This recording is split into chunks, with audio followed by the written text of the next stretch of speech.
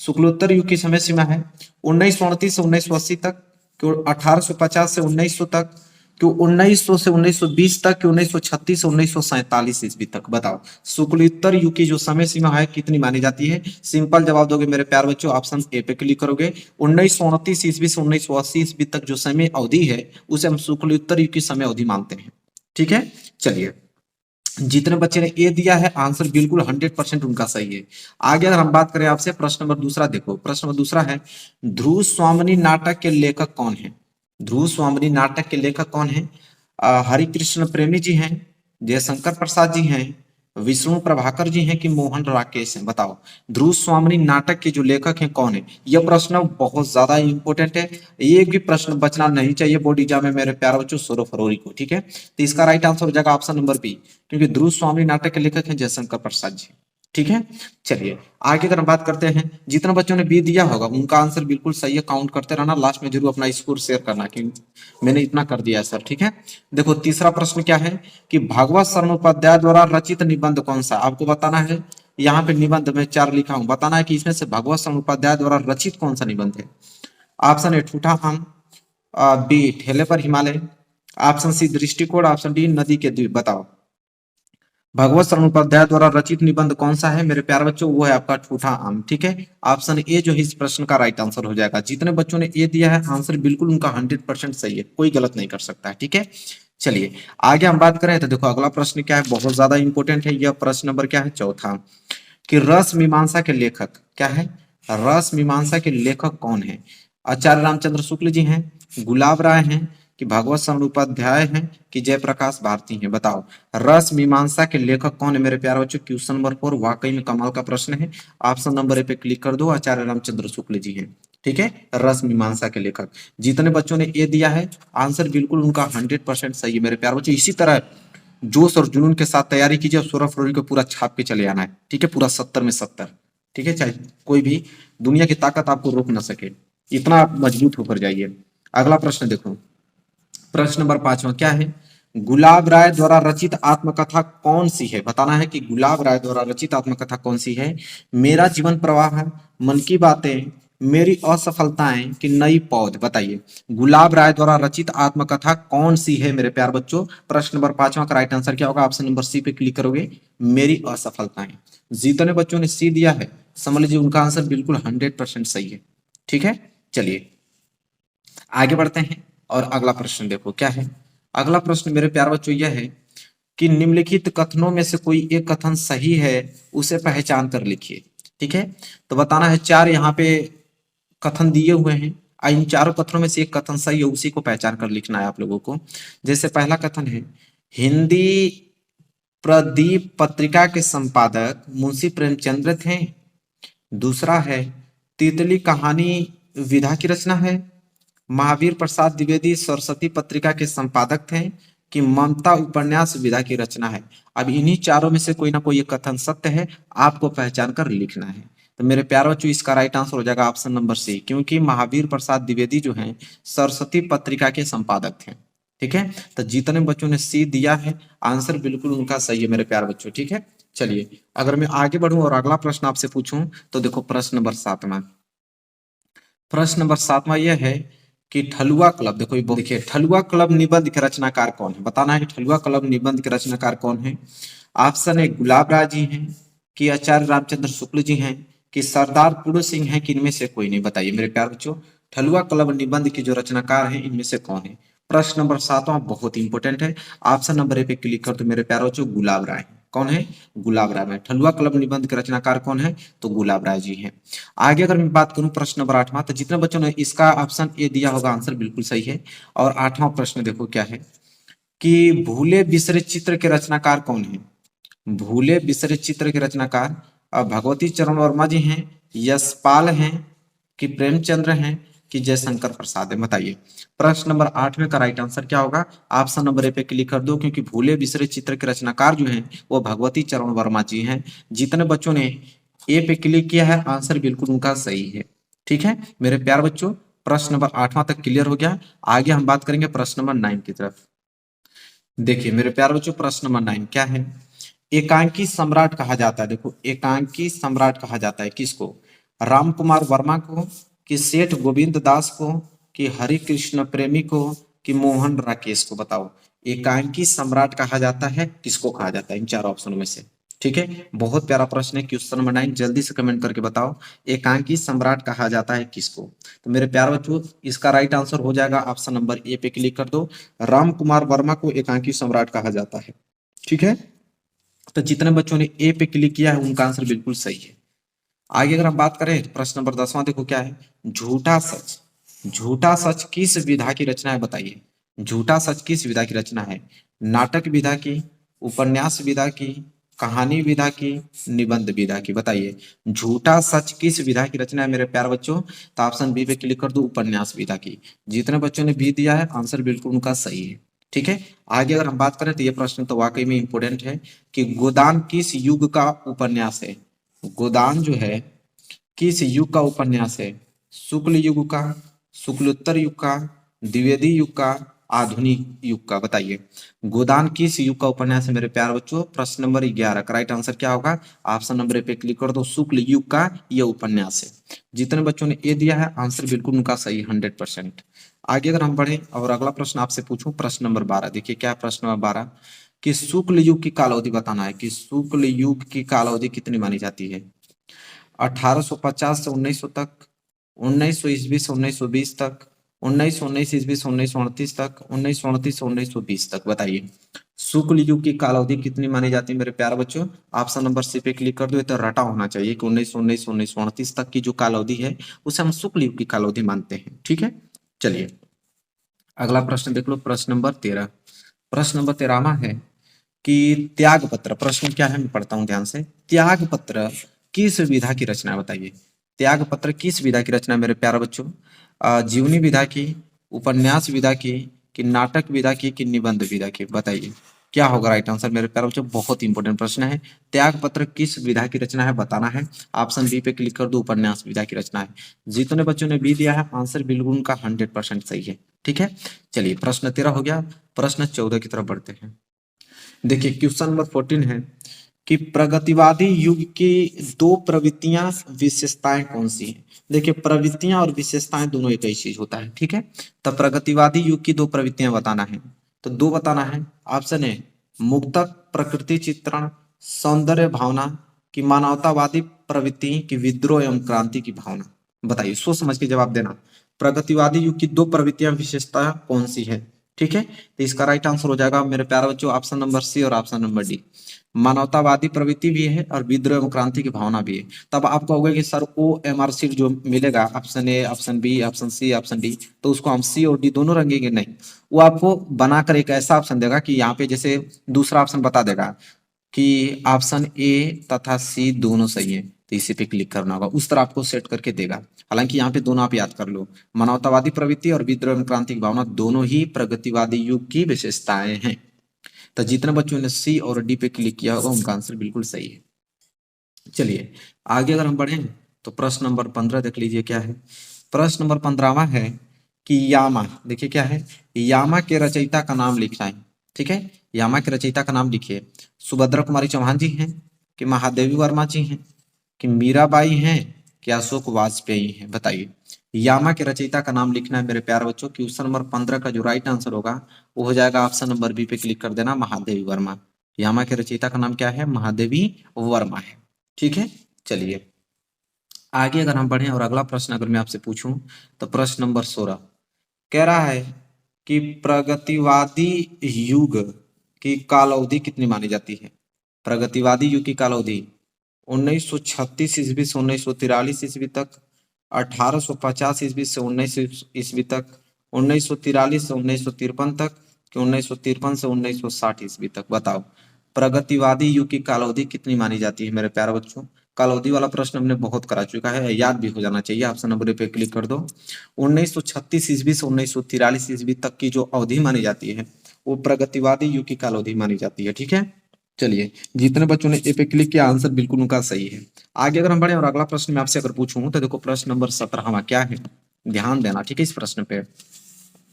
प्रश्न नंबर 17वां यह है कि संस्कृति के 4 अध्याय के लेखक कौन है? संस्कृति के 4 अध्याय के लेखक डॉक्टर हजारी प्रसाद द्विवेदी जी हैं, कि महावीर प्रसाद द्विवेदी जी हैं, कि रामधारी सिंह दिनकर जी हैं, कि इनमें से कोई नहीं।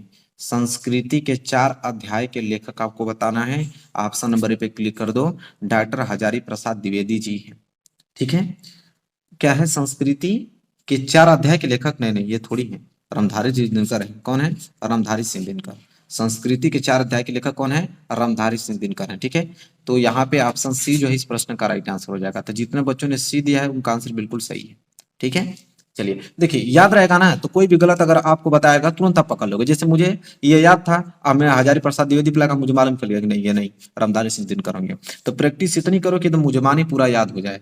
ठीक है, चलिए, तो प्रश्न नंबर 17 भी क्लियर हो गया, रामधारी सिंह दिनकर होंगे। प्रश्न नंबर 18 की ओर बढ़ते हैं।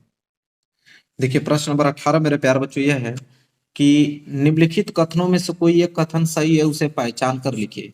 फिर आ गया 4 ऑप्शन दिया है, इसमें से बताना है कौन सा कथन सही है। पहला कथन पढ़ता हूं, प्रेमचंद एक महाकवि के रूप में प्रसिद्ध हैं। दूसरा कथन है, गुनाहों के देवता उपन्यास के लेखक डॉक्टर धर्मवीर भारती हैं। तीसरा कथन है, ममता के लेखक रामधारी सिंह दिनकर हैं। चौथा है कि मित्रता रामचंद्र शुक्ल की प्रसिद्ध कहानी संग्रह है। ठीक है, बताइए कि प्रश्न नंबर 18 का राइट आंसर क्या होगा। तो आप ऑप्शन बी पे क्लिक करोगे, क्योंकि गुनाहों के देवता उपन्यास के लेखक डॉक्टर धर्मवीर भारती हैं। ठीक है, चलिए, अब कुछ लोग सोचेंगे कि मित्रता तो रामचंद्र शुक्ल का प्रसिद्ध कहानी संग्रह, कहानी नहीं है वो निबंध संग्रह है। ठीक है, तो यहाँ पे कहानी नहीं निबंध रहता तो आप कर देते। तो ये छोटी छोटी मिस्टेकें आपको याद होना चाहिए। ठीक है, ध्यान देना चाहिए, नहीं तो गलत ऑप्शन करके चले आओगे। आप सोचोगे कि हाँ बस कीजिए, मित्रता को तो रामचंद्र शुक्ल जी ही लिखे, तो उनकी कहानी नहीं निबंध संग्रह है। ठीक है, यहाँ पे कहानी दे दिया है। राइट आंसर ये होगा कि गुनाहों की देवता ये एक उपन्यास है और इसके लेखक डॉक्टर धर्मवीर भारती जी हैं। तो बिल्कुल सही है, क्योंकि गुनाहों के देवता उपन्यासी ही है। बिल्कुल, चलिए, तो जितने बच्चों ने यहाँ पे बी दिया है, आंसर बिल्कुल उनका क्या है, सही है। आगे अगर हम बढ़े 19वां प्रश्न, देखिए क्या है। प्रश्न नंबर 19 मेरे प्यारे बच्चों, कि नीड का निर्माण किसकी रचना है? नीड का निर्माण किसकी रचना है? हरिवंश राय बच्चन जी की, पांडे बेचन उग्र की, कि डॉक्टर राजेंद्र प्रसाद की, कि इनमें से कोई नहीं? बताइए, नीड का निर्माण किसकी रचना है? क्वेश्चन नंबर 19 बहुत कमाल का प्रश्न है। तो नीड का निर्माण किसकी रचना है? तो वो है आपका हरिवंश राय बच्चन जी की। ऑप्शन ए जो है इस प्रश्न का राइट आंसर हो जाएगा। तो जितने बच्चों ने ए पे क्लिक किया है, आंसर बिल्कुल उनका 100% सही है। ठीक है, कोई गलत नहीं कर सकता है। आगे अगर हम बढ़े और प्रश्न नंबर 20वां अगर मैं आपसे पूछूं, तो प्रश्न नंबर 20वां यह है कि भारतीय संस्कृति नामक निबंध के लेखक है। भारतीय संस्कृति जो चैप्टर है उसके निबंध के लेखक कौन है? डॉक्टर हजारी प्रसाद द्विवेदी जी हैं, कि महावीर प्रसाद द्विवेदी जी हैं, कि रामधारी सिंह दिनकर जी हैं, कि इनमें से कोई नहीं? बताइए 20वें का राइट आंसर क्या होगा, कि भारतीय संस्कृति नामक निबंध के लेखक कौन है? तो महावीर प्रसाद द्विवेदी जी हैं। ऑप्शन बी जो है इस प्रश्न का राइट आंसर हो जाएगा। ठीक है मेरे प्यारे बच्चों, तो जितने बच्चों ने यहाँ पे बी पे क्लिक किया होगा उनका आंसर बिल्कुल 100% सही है, वो काउंट कर लेंगे। आगे अगर मैं बढ़ूं अगला प्रश्न, तो चलिए देखते हैं प्रश्न नंबर 21।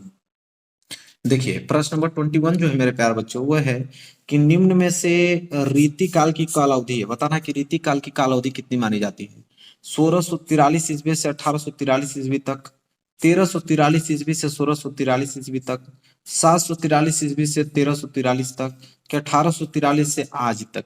बताओ, निम्न में से रीति काल की जो काल अवधि मानी जाती है कितनी मानी जाती है मेरे प्यारे बच्चों? कमेंट करके बताइए। ऑप्शन नंबर पे क्लिक कर देना। 1643 ईस्वी से 1843 ईस्वी तक जो काल अवधि मानी जाती है वो रीति काल की काल अवधि मानी जाती है। ठीक है, तो 21 का ये जो है राइट आंसर हो जाएगा। जितने बच्चों ने पे क्लिक किया आंसर बिल्कुल उनका सही है। आगे अगर हम बढ़े और अगला प्रश्न में अगर मैं आपसे पूछूं, तो देखो प्रश्न नंबर 22, और प्रश्न नंबर 22 यह है मेरे प्यारे बच्चों, प्रश्न नंबर 22, कि ईस्या तू न गई मेरे मन से के रचनाकार है? ईस्या तू न गई मेरे मन से, इसके रचनाकार कौन है? रामधारी सिंह दिनकर जी हैं, प्रताप नारायण मिश्र जी हैं, श्याम सुंदर दास जी हैं, कि आचार्य रामचंद्र शुक्ल जी हैं? बताइए, ईस्या तू न गई मेरे मन से इसके रचनाकार कौन है? 22 का राइट आंसर क्या होगा मेरे प्यारे बच्चों? ऑप्शन नंबर पे क्लिक कर दो, रामधारी सिंह दिनकर जी हैं। तो जितने बच्चों ने ए पे क्लिक किया है आंसर बिल्कुल उनका सही है मेरे प्यारे बच्चों। चलिए आगे बढ़ते हैं और अगला प्रश्न देखते हैं। प्रश्न नंबर 23 क्या है? आधुनिक काल की समय अवधि बताना है, कि आधुनिक काल की जो समय अवधि है कितनी मानी जाती है? 1850 ईस्वी से 1900 ईस्वी तक, 1900 से लेकर 1920 तक, 1919 से 1938 तक, 1843 से वर्तमान तक। आधुनिक काल की समय अवधि बताना है मेरे प्यारे बच्चों। इसका राइट आंसर हो जाएगा ऑप्शन नंबर डी, क्योंकि 1843 से लेकर अब तक, वर्तमान तक जो काल अवधि मानी जाती है वो आधुनिक काल की समय अवधि मानी जाती है। ठीक है, चलिए आगे। अगर अगला प्रश्न में अगर पूछें आपसे तो वो प्रश्न है आपका 24, और प्रश्न नंबर 24 ये है मेरे प्यारे बच्चों कि निम्न में से रीतिकाल की मुख्य प्रवृत्तियां विशेषताएं कौन सी हैं। अब रीतिकाल की यहाँ पे प्रवृत्तियां और विशेषताएं बताना है। पहला है श्रृंगार रस की प्रधानता, दूसरा है काव्य में कला पक्ष की प्रधानता, और तीसरा है विकल्प क व ख दोनों, और ऑप्शन डी जो है मैथिली शरण गुप्त है। तो इसका राइट आंसर हो जाएगा ऑप्शन नंबर सी पे क्लिक करना है, क्योंकि देखो श्रृंगार रस की प्रधानता भी आप लोगों का रीतिकाल की विशेषता है, और काव्य में कला पक्ष की प्रधानता भी, इसलिए क और ख दोनों होगा राइट आंसर, मतलब सी। जितने बच्चों ने सी पे क्लिक किया है आंसर बिल्कुल उनका सही है। ठीक है, चलिए आगे बढ़े, और अगला प्रश्न अगर मैं आपसे पूछूं तो वो प्रश्न नंबर 25 है, उसको देखते हैं। देखो अगला प्रश्न है 25 प्रश्न क्या पूछ रहा है यहाँ पे कि निम्न में से छायावाद की दो प्रवृत्तियां विशेषताएं कौन सी हैं। अब छायावाद की यहाँ पे विशेषता बताना है आपको। ठीक है, वो भी दो। पहला है मुक्तक प्रकृति चित्रण, दूसरा है कविता में हास्य और व्यंग्य के पुट का समावेश, तीसरा है श्रृंगार और प्रेम वेदना, चौथा है प्रकृति का मानवीकरण। तो इसमें से दो आपको बताना है, इसमें से कोई ना कोई दो छायावाद की प्रवृत्तियां हैं, कमेंट करके बताइए। ठीक है, तो ये हो जाएगा ऑप्शन नंबर सी और ऑप्शन नंबर डी, क्योंकि देखो श्रृंगार और प्रेम वेदना और प्रकृति का मानवीकरण ये दोनों जो है ना छायावाद की मुख्य प्रवृत्तियां हैं। ठीक है, दोनों याद होने चाहिए आपको। चलिए आगे अगर हम बढ़े, और अगला प्रश्न मैं आपसे पूछूं 26, देखो क्या है प्रयोगवादी। अब यहाँ पे आ गया प्रयोगवादी युग की काल अवधि 1960 ईस्वी से 1971 ईस्वी तक, 1943 से 1953 तक, 1871 से अब तक, और 1900 ईस्वी से 1918 तक। बताइए प्रयोगवादी युग की जो काल अवधि है कितनी मानी जाती है मेरे प्यारे बच्चों। तो 26 का जो है बी राइट आंसर है। 1943 ईस्वी से 1953 ईस्वी तक की जो काल अवधि मानी जाती है वो प्रयोगवादी युग की काल अवधि मानी जाती है। ठीक है, चलिए आगे अगर प्रश्न पूछूं, प्रश्न नंबर 27 देखो क्या है कि निम्न में से, प्रश्न यह है कि निम्न में से आधुनिक काल की जो विशेषता है कौन सी है। निम्न में से आधुनिक काल की विशेषता कौन सी है। ऑप्शन ए जीवन के यथार्थ की प्रधानता, ऑप्शन बी बौद्धिकता की प्रधानता, ऑप्शन सी विकल्प क और ख दोनों, और ऑप्शन डी मुक्तक काव्य की प्रमुखता। तो देखो आधुनिक काल की विशेषता पूछ रहा है मेरे प्यारे बच्चों, ऑप्शन सी पे क्लिक कर दोगे कि विकल्प क और ख दोनों है, क्योंकि जीवन के यथार्थ की प्रधानता भी और बौद्धिकता की प्रधानता भी, ये दोनों ही जो है ना वो आधुनिक काल की विशेषताएं हैं, दोनों ही याद होने चाहिए आपको। ठीक है, तो विकल्प क और ख दोनों हो जाएगा 27 का। आगे अगर प्रश्न पूछो 28, देखो प्रश्न नंबर 28 क्या है। प्रश्न नंबर 28 है मेरे प्यारे बच्चों कि भारतेंदु युग किस काल के अंतर्गत आता है। भारतेंदु युग किस काल के अंतर्गत आता है। भक्ति काल, रीति काल, आधुनिक काल, आदि काल। तो भारतेंदु युग किस काल के अंतर्गत आता है मेरे प्यारे बच्चों, आप लोगों को बताना है। ऑप्शन सी पे क्लिक करोगे, आधुनिक काल के अंतर्गत आता है। तो जितने बच्चों ने सी दिया है बिल्कुल उनका आंसर सही है। तो देखो 28 हो गया, अब 29 की तरफ बढ़ते हैं। देखो मेरे प्यारे बच्चों अगला प्रश्न यह है 29 कि गुनाहों के देवता उपन्यास के लेखक हैं। गुनाहों के देवता उपन्यास के लेखक कौन है। धर्मवीर भारती, जयशंकर प्रसाद, अज्ञय किला चंद्र जोशी। गुनाहों के देवता उपन्यास के लेखक कौन है मेरे प्यारे बच्चों। 29 का राइट आंसर क्या होगा, बहुत प्यारा प्रश्न है। ठीक है, ऑप्शन नंबर ए पे क्लिक कर दो, कौन है, धर्मवीर भारती जी हैं। गुनाहों के देवता उपन्यास के लेखक कौन है, धर्मवीर भारती जी हैं। तो जितने बच्चों ने ए पे क्लिक किया है आंसर बिल्कुल उनका क्या है, सही है। ठीक है, चलिए अगला प्रश्न अगर मैं आपसे पूछूं, प्रश्न नंबर 3, चिंतामणि निबंध संग्रह है किसकी। चिंतामणि निबंध संग्रह है रामचंद्र शुक्ल का, महावीर प्रसाद द्विवेदी का, यशपाल का, कि जैनेन्द्र का। बताइए चिंतामणि निबंध संग्रह है, तो ये तो बहुत सिंपल क्वेश्चन है, और ऑप्शन नंबर ए पे ही क्लिक करोगे। मुझे मालूम है कि क्यों चिंतामणि निबंध संग्रह किसका है, रामचंद्र शुक्ल जी का। ठीक है, तो 30वें का जितने बच्चों ने ए दिया है आंसर बिल्कुल उनका सही है। ठीक है, चलिए ये भी प्रश्न क्लियर हो गया। आगे अगर मैं प्रश्न आपसे पूछूं, वो प्रश्न है आपका 31 प्रश्न यह है कि गबन क्या है? गबन उपन्यास है किसका?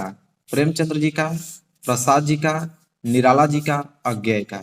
तो गबन उपन्यास है किसका आपको बताना है। 31 का राइट आंसर क्या होगा? और ऑप्शन ए पे ही क्लिक करोगे क्योंकि प्रेमचंद्र जी है। ठीक है, गबन उपन्यास किसका है? प्रेमचंद्र जी का है।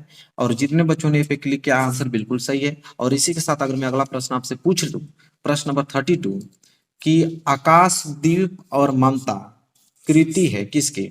जयशंकर प्रसाद जी की, हजारी प्रसाद द्विवेदी जी की, प्रेमचंद की, कि दिनकर जी की।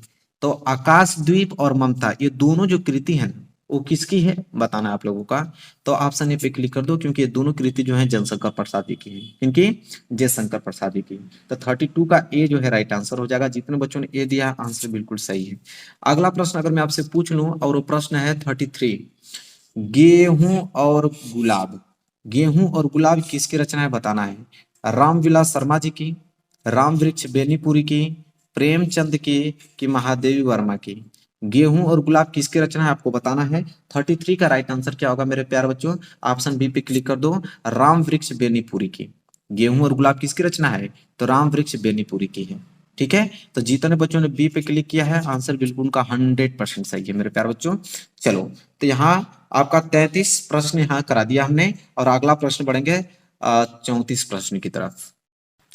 देखिए अगला प्रश्न है आपका 34, छायावादी युग के प्रमुख लेखक हैं। अब चार ऑप्शन दे दिया, अब आपको बताना होगा कि छायावादी युग के लेखक कौन है इसमें से। ठीक है, option A Yashpal, option B Vrindavan Lal Verma ji, option C Ram Kumar Verma ji, और ऑप्शन डी जो है भारतेंदु हरिश्चंद्र।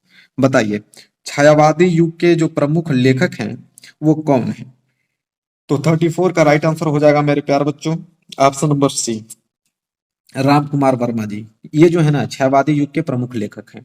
तो 34 का सी, जितने बच्चों ने सी दिया आंसर बिल्कुल सही है। और अगला प्रश्न दिख रहा है 35, बताइए अजात शत्रु क्या है। अजात शत्रु किस विधा की रचना है बताना है। अजात शत्रु किस विधा की रचना है मेरे प्यारे बच्चों? संस्मरण विधा की रचना है, कि रेखा चित्र विधा की, कि नाटक विधा की, कि कहानी विधा की। अजात शत्रु किस विधा की रचना है बताना है।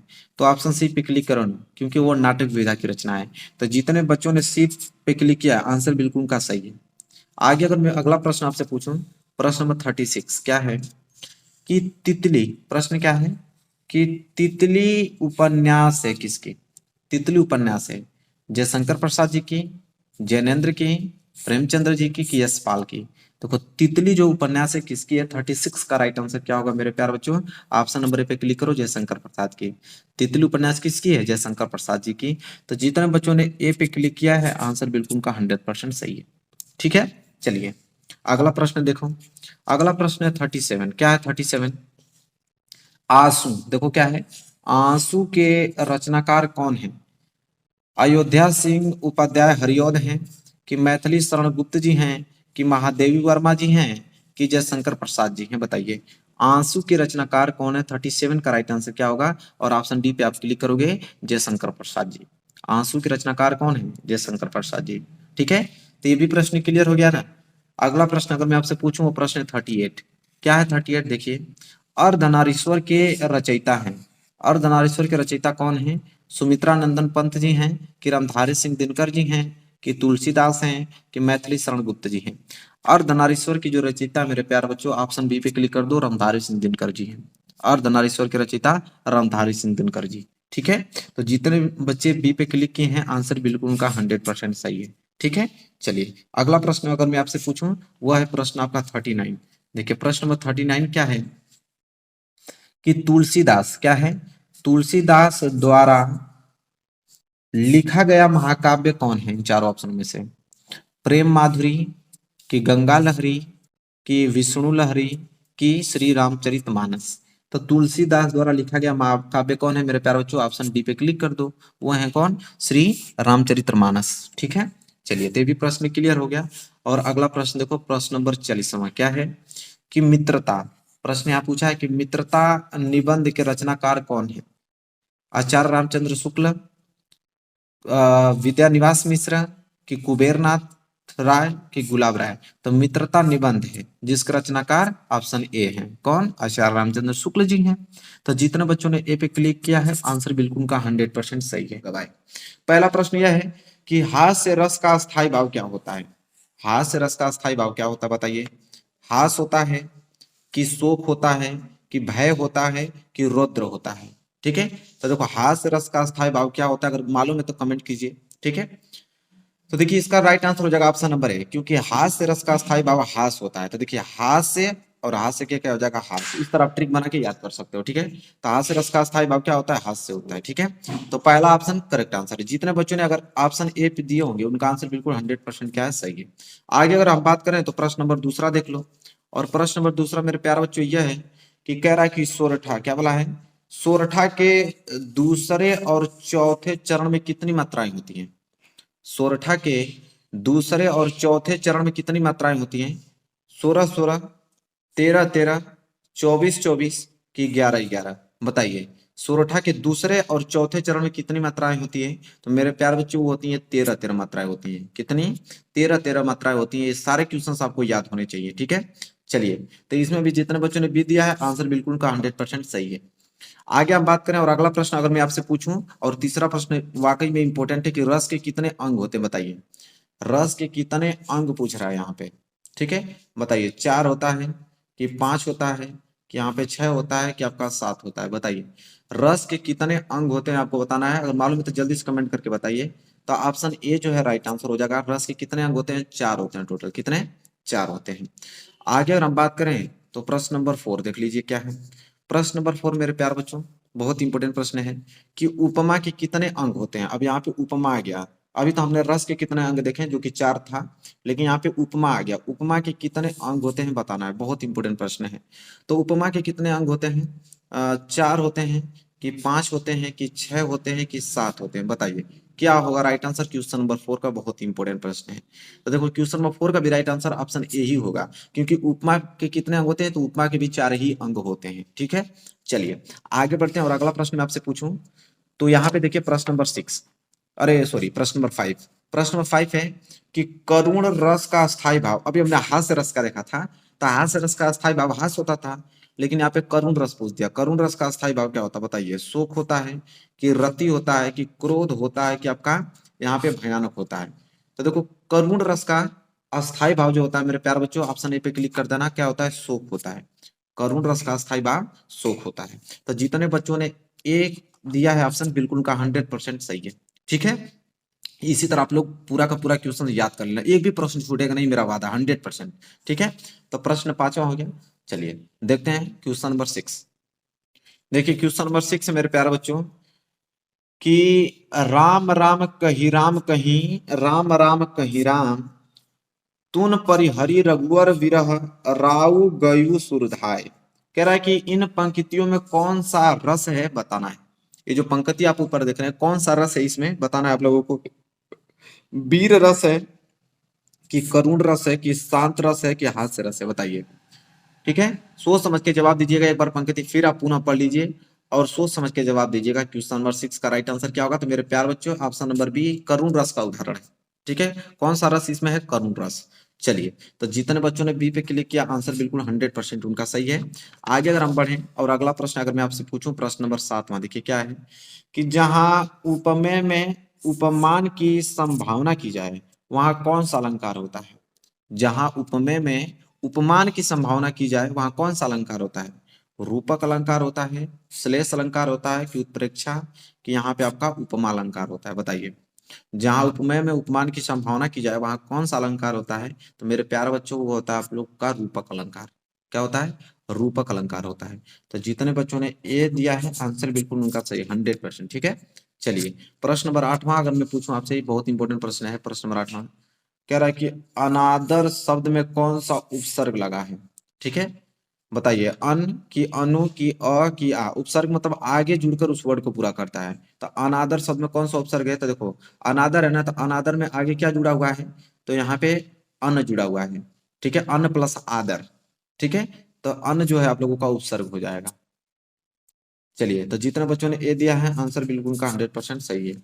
आगे अगर प्रश्न अगला पूछूं आपसे तो प्रश्न नंबर 9 देखिए, प्रश्न नंबर 9 यह है कि सोरठा के प्रथम एवं तृतीय चरण में कितनी मात्राएं होती हैं। सोरठा के प्रथम एवं तृतीय चरण में कितनी मात्राएं होती हैं?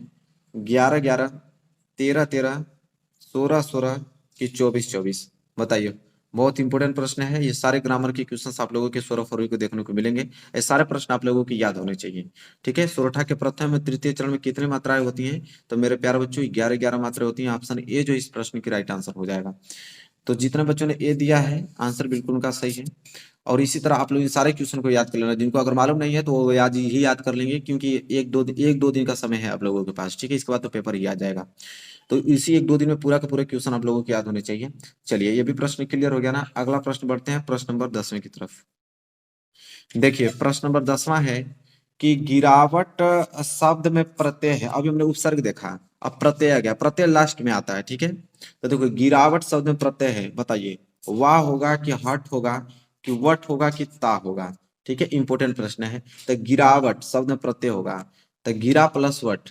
ठीक है, तो लास्ट में क्या आ रहा है? वट आ रहा है, तो वट आप लोगों को क्या हो जाएगा? यहाँ पे प्रत्यय हो जाएगा। उपसर्ग रहता है तो ये स्टार्टिंग में जुड़ता है। ठीक है, तो जितना बच्चों ने सी दिया आंसर बिल्कुल उनका सही है। सारे क्वेश्चन याद होने चाहिए। और आगे मैं अगर अगला प्रश्न पूछूंगा आप लोगों को, तो देखो ये उदाहरण पूछा है यहाँ पे कि चरण कमल बंधु हरिराई में कौन सा अलंकार है?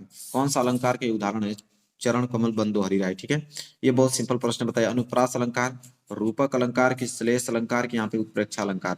बताइए, प्रश्न नंबर 11 का राइट आंसर क्या होगा मेरे प्यारे बच्चों? तो चरण कमल बंधु हरिराई में कौन सा अलंकार है? तो इसका राइट आंसर हो जाएगा ऑप्शन नंबर बी, कौन सा? और रूपक अलंकार है। ठीक है, चलिए, तो ये आप लोगों को उदाहरण याद होना चाहिए रूपक अलंकार का, बहुत इंपॉर्टेंट उदाहरण है। आगे अगर हम बढ़े और अगला प्रश्न में अगर आपसे पूछूं तो प्रश्न नंबर 12 देखिए। प्रश्न नंबर 12 क्या है यहाँ पे? प्रश्न नंबर 12 है कि अपार शब्द में, प्रश्न क्या है कि अपार शब्द में प्रयुक्त उपसर्ग है। ठीक है, अब उपसर्ग पूछ गया तो उपसर्ग आगे जुड़ेगा। तो बताओ, आ होगा कि अ होगा कि अन होगा कि उप होगा? बताइए, क्वेश्चन नंबर 12 का राइट आंसर क्या होगा? तो देखो, अपार शब्द में प्रयुक्त उपसर्ग तो क्या होता है? अधन पार, अधन पार। तो अ जो है आप लोगों का उपसर्ग है यहाँ पे। ठीक है, तो जितने बच्चों ने बी दिया है उनका आंसर बिल्कुल 100% सही है।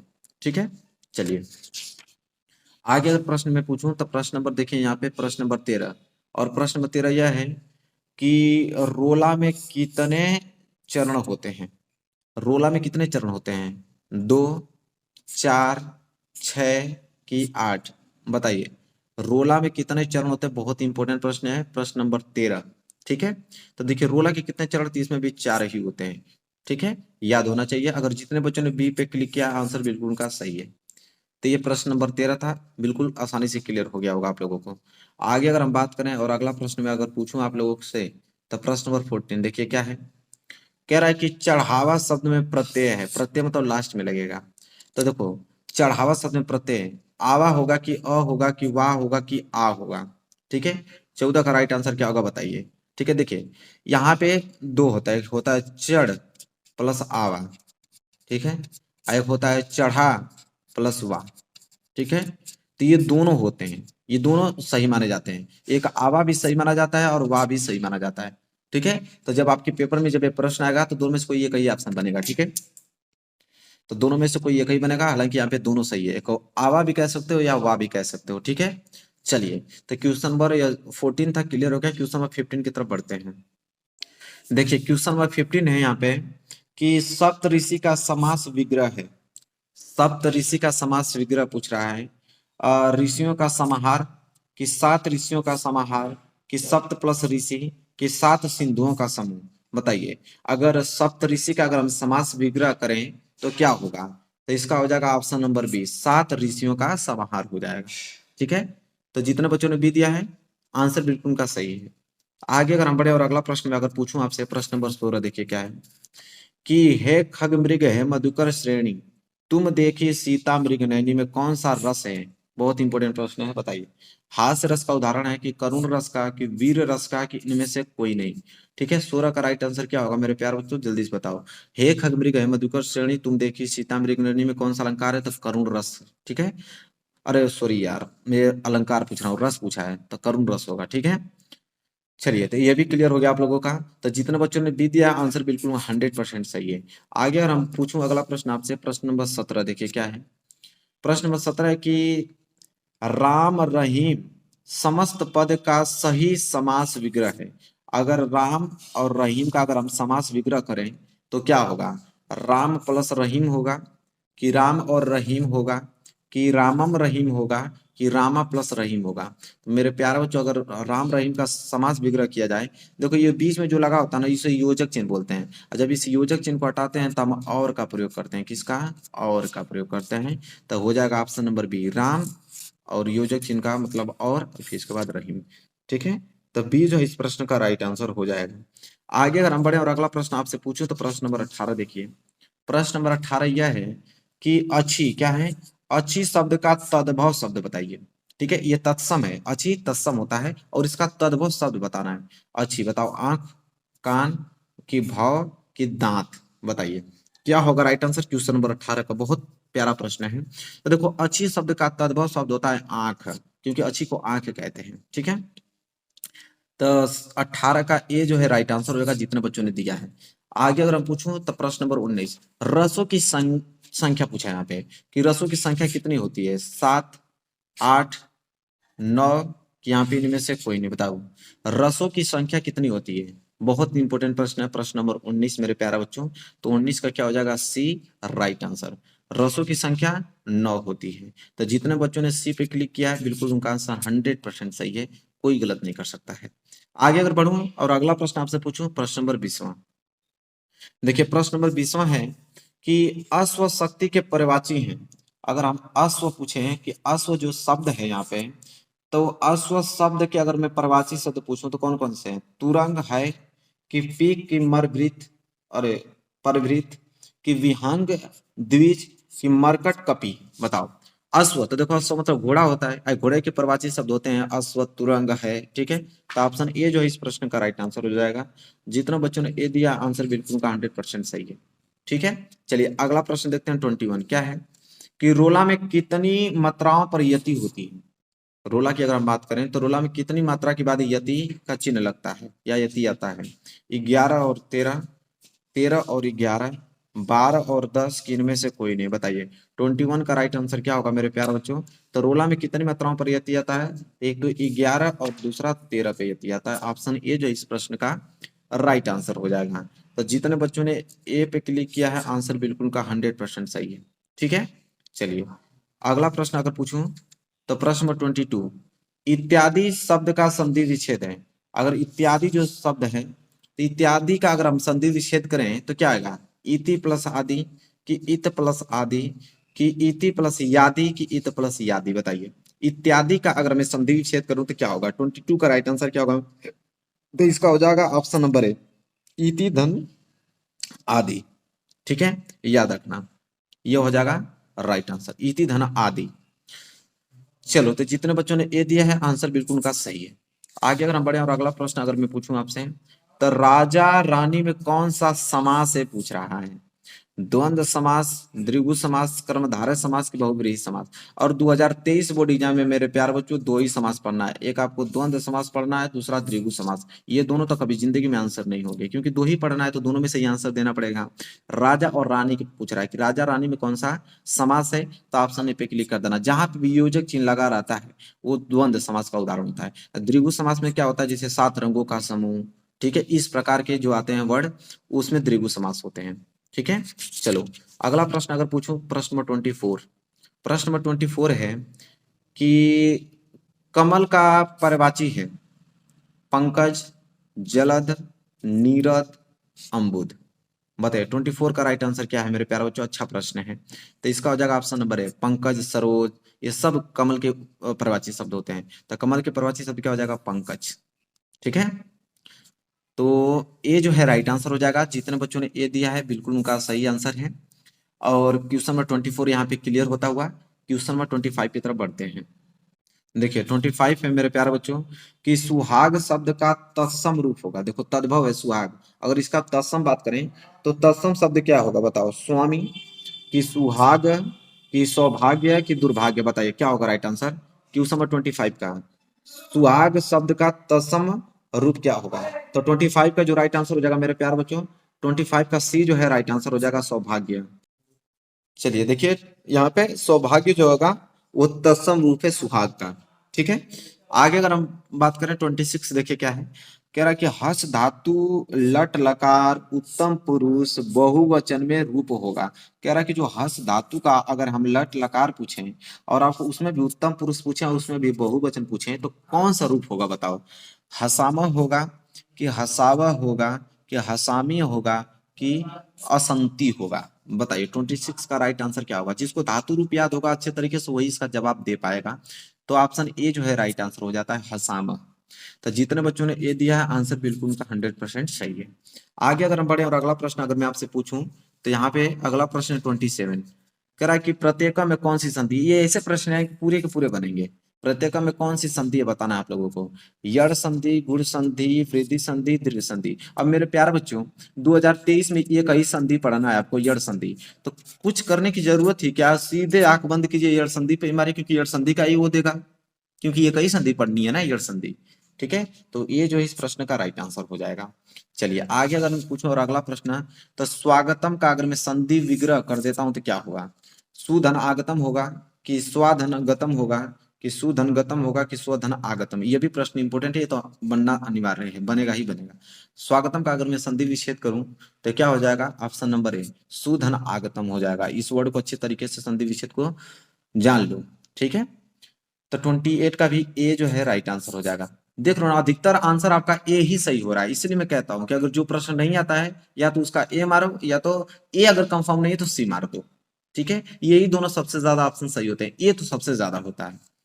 चलो अगला प्रश्न अगर मैं पूछूं 29 का, देखो 29 है कि तिरंगा समस्त पद में समास है।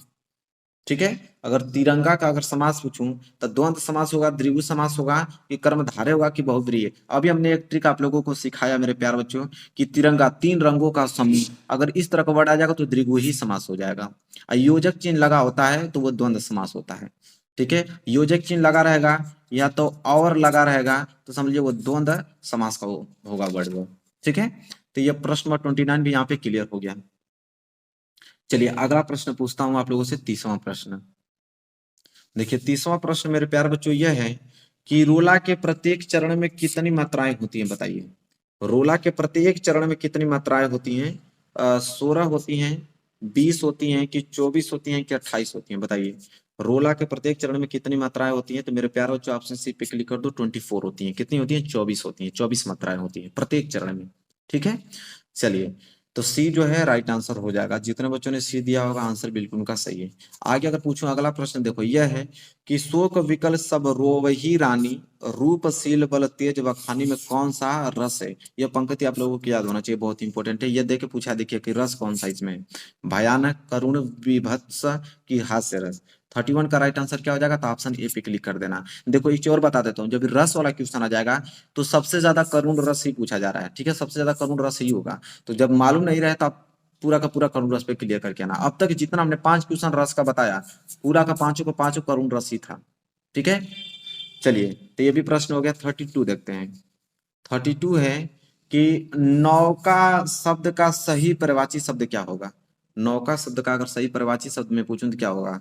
सरवरी होगा कि तरी होगा कि तटनी होगा कि दुहिता होगा। ठीक है, 32 का राइट आंसर क्या होगा। नौका शब्द का सही पर्यायवाची शब्द तो ये होता है ऑप्शन बी तरी। ठीक है, नौका का पर्यायवाची शब्द क्या होता है, तरी होता है। चलिए ठीक है, तरी मतलब तैरने वाला। ठीक है, नौका भी नाव जो होता है जानते ही हैं। चलिए आगे अगर हम बात करें 33 कि अगर मधु शब्द का अगर मैं तृतीय विभक्ति एक वचन पूछूं तो क्या होगा। मधु शब्द का तृतीय विभक्ति और एक वचन बताओ। मधुना होगा कि मधुने होगा कि मधुना होगा कि मधुनी होगा, बताइए क्या होगा राइट आंसर। 33 का बहुत प्यारा प्रश्न है। तो इसका राइट आंसर हो जाएगा ऑप्शन नंबर सी मधुना। ठीक है, मधु शब्द का अगर तृतीय विभक्ति एक वचन पूछूं तो ये हो जाएगा मधुना। ठीक है, तो जितने बच्चों ने सी दिया है आंसर बिल्कुल का 100% सही है। आगे अगर मैं प्रश्न पूछूं तो अगला प्रश्न आप लोगों के सामने ले आता हूँ 34 है कि गंगा यमुना का समास विग्रह क्या होगा। अभी हमने आप लोगों को ट्रिक सिखाया कि बताओ, पहले मैं पढ़ता हूँ। गंगा और यमुना कि गंगा यमुना की गंगा प्लस यमुना की गंगा प्लस यमुना प्लस गंगा। अभी हमने ट्रिक समझाया कि जब योजक चिन्ह लग जाता है तो उसके स्थान पे और ही आता है, तो गंगा और यमुना हो जाएगा। तो ऑप्शन ए जो होगा इस प्रश्न का राइट आंसर हो जाएगा। ठीक है, तो जितने बच्चों ने ए दिया है आंसर बिल्कुल 100% का सही है। तो इस देखो पहला है जो सबसे ज्यादा इंपॉर्टेंट है, यह और नोट करते रहना है। कुसंग का ज्वर सबसे भयानक होता है। यह केवल नीति और सर्वृत्ति का ही नाश नहीं करता बल्कि बुद्धि का भी क्षय करता है। किसी युवा पुरुष की संगति यदि बुरी होगी तो उसके पैरों में बंधी चक्की के समान होगी, जो उसे दिन दिन अवनति के गड्ढे में गिराती जाएगी। और यदि अच्छी होगी तो सहारा देने वाले बाहु के समान होगी, जो उसे निरंतर उन्नति की ओर उठाती जाएगी। यह आप लोगों के गद्यांश पूछा जाएगा, ठीक है। तो देखो एग्जाम में आप लोगों के लिए बहुत ज्यादा इंपॉर्टेंट है ये, तो हर साल आप लोगों के एग्जाम में आता है ये गद्यांश, ठीक है। देखो मैं पूरे अंडरलाइन किया हूं, हालांकि आपके एग्जाम में दो पार्ट में आता है। देखो यहां से लेके यहां तक रेखांकित अंश की व्याख्या, यह पहला है प्रथम रेखांकित अंश की व्याख्या, और यहां से लेके आके द्वितीय रेखांकित अंश की व्याख्या। अब एग्जामिनर क्या करता है कि कभी कभी आपको प्रथम रेखांकित अंश की व्याख्या पूछ लेता है, कभी कभी नीचे वाला दे देता है। इसलिए मैं दोनों बता रहा हूँ कि दोनों तैयार हो जाए, चाहे वो पहला पूछे तभी बता दोगे और नीचे वाला पूछेगा तभी बता दोगे, ठीक है। तो यह बहुत ज्यादा इंपॉर्टेंट है। और इसके नीचे प्रश्न पूछा रहेगा जिसका उत्तर देना पड़ता है आप लोगों को। जैसे पहला है कि प्रस्तुत अवतरण के पाठ और लेखक का नाम लिखिए, और दूसरा की रेखांकित अंशों की व्याख्या कीजिए। और स में तीन प्रश्न है, अब तीनों में से एक प्रश्न आएगा, तीनों नहीं आता है, तीनों में से एक प्रश्न आएगा। जैसे तीनों प्रश्न में पहला है कि युवा पुरुष की संगति के बारे में क्या कहा गया है, और दूसरा कि अच्छी संगति से होने वाले लाभों को उदाहरण देकर समझाइए, और तीसरा कि कुसंग का क्या प्रभाव होता है, ठीक है। इन तीनों में से कोई ना कोई एक आने वाला है। चलिए सबसे पहले आप लोग इस गद्यांश को उतार लो, ठीक है। मैं एक बार दिखा देता हूँ फिर इसका सोल्यूशन बताता हूँ। पहले यही आप लोगों के लिए गद्यांश है जो कि सबसे ज्यादा इंपॉर्टेंट है, पहला। और इसका अ वाला हम लोग करने वाला है कि प्रस्तुत अवतरण के पाठ और लेखक का नाम लिखिए, ठीक है। और जिसमें पाठ और लेखक का नाम लिखते हैं उसको हम संदर्भ बोलते हैं, ठीक है। तो मतलब संदर्भ लिखने के लिए बोला जो कि 2 नंबर के लिए आएगा। तो देखो संदर्भ कैसे लिखोगे, उत्तर में अ का हेडिंग डालोगे, संदर्भ लिखोगे। प्रस्तुत गद्य अवतरण आचार्य रामचंद्र शुक्ल द्वारा लिखित एवं हमारी पाठ्य पुस्तक हिंदी के गद्य खंड में संकलित मित्रता नामक निबंध से अवतरित है, ठीक है। देखो इसमें आचार्य रामचंद्र शुक्ल जी लिखे हैं, और हिंदी के गद्य खंड से लिया गया है, और मित्रता नामक निबंध से अवतरित है। इन्हीं तीनों को आपको ब्लैक पेन से हाईलाइटेड कर देना है, ठीक है। बस इन्हीं तीनों को देख के पूरे नंबर 2 नंबर आपको मिल जाएंगे संदर्भ में, ठीक है। तो संदर्भ आप नोट कर लो। अब देखो रेखांकित अंश की व्याख्या पूछा था ना, लेकिन यहाँ पे हम लोग दो रेखांकित अंश की व्याख्या देखेंगे। एक तो प्रथम रेखांकित अंश की व्याख्या जो कि यहाँ से लेकर यहाँ तक है, ठीक है, यहाँ से लेकर यहाँ तक। तो मैं एक बार पढ़ देता हूँ कि कुसंग का ज्वर सबसे भयानक होता है, यह केवल नीति और सद्वृत्ति का ही नाश नहीं करता बल्कि बुद्धि का भी क्षय करता है। यहाँ तक हम लोग व्याख्या देखने वाले हैं, जिसको हम बोलेंगे प्रथम रेखांकित अंश की व्याख्या। तो हेडिंग डालोगे प्रथम रेखांकित अंश की व्याख्या, नोट करो। एग्जाम में दोनों नहीं देगा, एक ही देगा, या तो प्रथम पूछ ले या तो द्वितीय पूछ ले, दोनों में से कोई एक देगा। तो दोनों बता देता हूँ, कौन जानता है कौन दे दे। देखो तो प्रथम रेखांकित अंश की व्याख्या लिखेंगे कि शुक्ल जी कहते हैं कि बुरी संगति घातक बुखार के समान हानिकारक होती है। जिस तरह कोई व्यक्ति यदि भयानक ज्वर से ग्रसित हो तो वह ज्वर उसके शरीर और स्वास्थ्य को नष्ट कर देता है तथा कभी कभी प्राण भी ले लेता है, उसी प्रकार बुरी संगति हमारी नैतिकता, सदाचार, मन तथा बुद्धि को नष्ट कर देता है। मतलब शुक्ल जी कहना ये चाह रहे हैं कि अगर बुरी संगति है तो बुरी संगति उसी प्रकार घातक है जिस प्रकार अगर आपको कोई घातक बुखार हो जाता है, टाइफाइड वगैरह जो कि सबसे हाई लेवल के होते हैं, जिससे वो ज्वर आपको करता है, बुखार क्या करता है आपके शरीर को नष्ट कर देता है, कभी कभी तो प्राण भी ले लेता है। इसी प्रकार वो कह रहे हैं कि अगर बुरी संगति किसी दोस्त की, मित्र की मिल जाती है तो आप कभी जीवन में आगे नहीं बढ़ सकते हो, बल्कि आपका अवनति के गड्ढे में गिराती जाएगी। और उससे बुरी संगति से ये होगा कि आपके नैतिकता और सदाचार और जो मन बुद्धि है वो धीरे धीरे नष्ट होने लगती है। यही कहना चाह रहे हैं, ठीक है। बस इसको नोट कर लो और अपनी भाषाओं से उसको अपने तरीके से अपने एग्जाम में व्यक्त कर देना, ठीक है। कोई जरूर नहीं कि हुआ हुई यही लिखोगे, बस आप इसके भावार्थ को समझ लो और इसी प्रकार जो भी आपके मन में जो भी आपका भावार्थ रहेगा वही व्यक्त कर देना। चलो तो ये हो गया। आगे हम बात करें तो द्वितीय रेखांकित अंश की व्याख्या जो कि यहां से लेकर यहां तक है, पढ़ता हूं कि किसी युवा पुरुष की संगति यदि बुरी होगी तो वह उसके पैरों में बंधी चक्की के समान होगी, जो उसे दिन दिन अवनति के गड्ढे में गिराती जाएगी। और यदि अच्छी होगी तो सहारा देने वाले बाहु के समान होगी, जो उसे निरंतर उन्नति को उठाती जाएगी। अब इसका देखने वाले हैं, ठीक है। तो अब यहाँ पे हेडिंग डालो द्वितीय रेखांकित अंश की व्याख्या और नोट करो। लिखा है कि मानव जीवन में युवा अवस्था सर्वाधिक महत्वपूर्ण होती है। युवा अवस्था जब हम लोग 16 से लेकर 18 वर्ष के बीच होते हैं तो युवा जो अवस्था होती है वो कह रहा है कि सर्वाधिक महत्वपूर्ण होती है उस समय।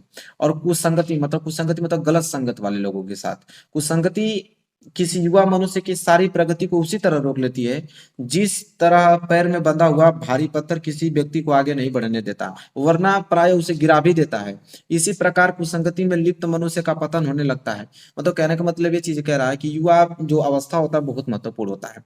और अगर उस युवा अवस्था में अगर बुरी संगति में अगर फंस जाते हो तो वो आपको आगे बढ़ने ही नहीं देता है। और उदाहरण पे उन्होंने ये दिया है कि जिस प्रकार कोई भारी पत्थर आपके पैर में बांध दिया जाए तो भारी पत्थर आपको आगे बढ़ने नहीं देगा, अगर ज्यादा प्रयास भी करोगे तो वो आपको गिरा देगा। उसी प्रकार कह रहे हैं यहाँ पे शुक्ल जी की कुसंगति में जो लिप्त मनुष्य का पतन होने लगता है धीरे धीरे, और वह दिन प्रतिदिन पतन के मार्ग पर अग्रसर होता रहता है, मतलब चलता रहता है। और इसके विपरीत अगर अच्छी संगति मिल जाती है तो क्या होगा, तो वही कह रहे हैं कि इसके विपरीत अगर अच्छी संगति हमारे लिए एक ऐसी सुदृढ़ बाह अर्थात सहारा होती है जो हमें गिरने नहीं देती। अगर अच्छी संगति तो आपको गिरने ही नहीं देगा, ठीक है, आपको गलत मार्ग से अच्छे मार्ग पे ले जाएगा, अपितु उन्नति के पथ पर निरंतर आगे बढ़ाती है। मतलब आपके जो भी लक्ष्य है उसमें मदद करेगा, उन्नति की ओर आपको आगे बढ़ाती जाएगी, जो हमें गिरने नहीं देती और जीवन को शुद्ध और सात्विक और उन्नत बनाती है।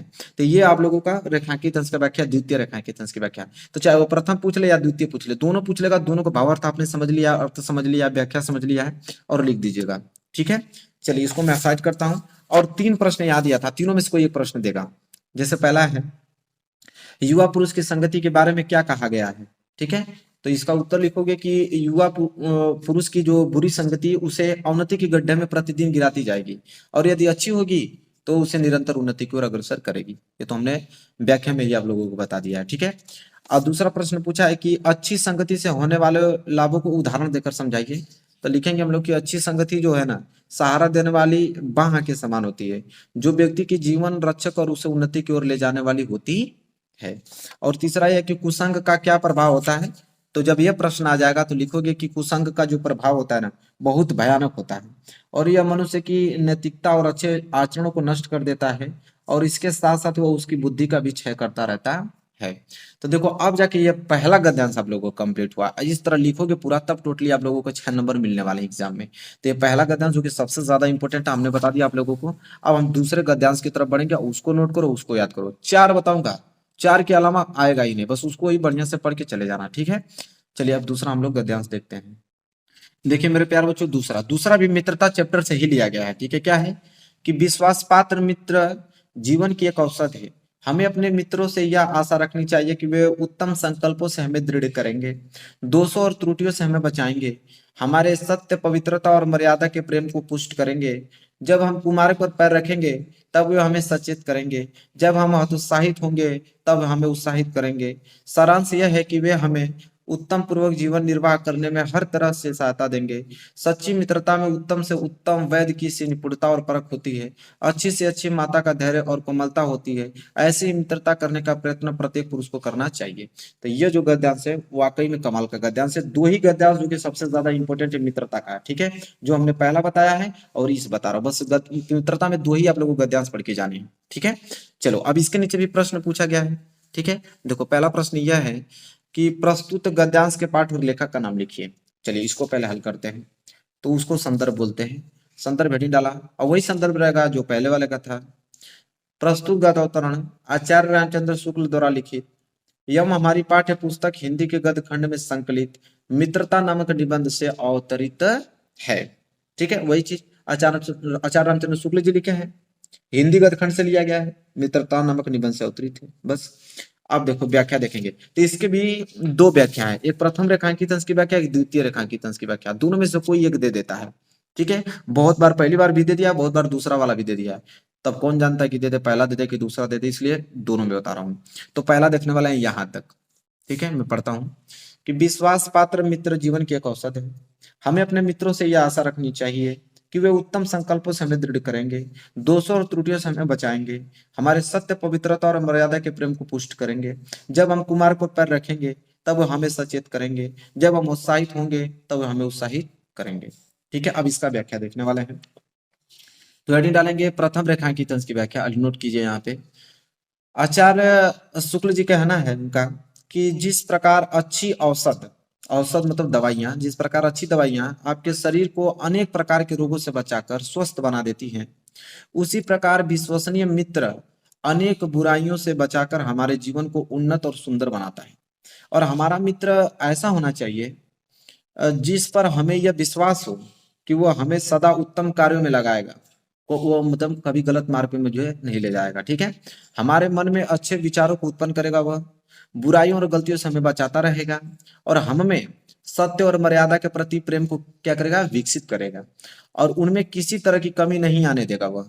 यदि हम बुरे मार्ग पर चलेंगे तो हमें उससे हटाकर सन्मार्ग मतलब अच्छे मार्ग पर चलने की प्रेरणा देगा, और जब कभी हम उद्देश्य के प्रति निराशा उत्पन्न होंगी तो वह आशा का संचार कर अच्छे कार्यों के प्रति हमारा क्या करेगा, सहारा देकर उत्साह बढ़ाएगा। बस यही है प्रथम रेखांकित अंश की व्याख्या, नोट कर लो। बस इसी को पढ़ के एक बार पढ़ लो, दिमाग में फिट हो जाएगा, बस लिख देना।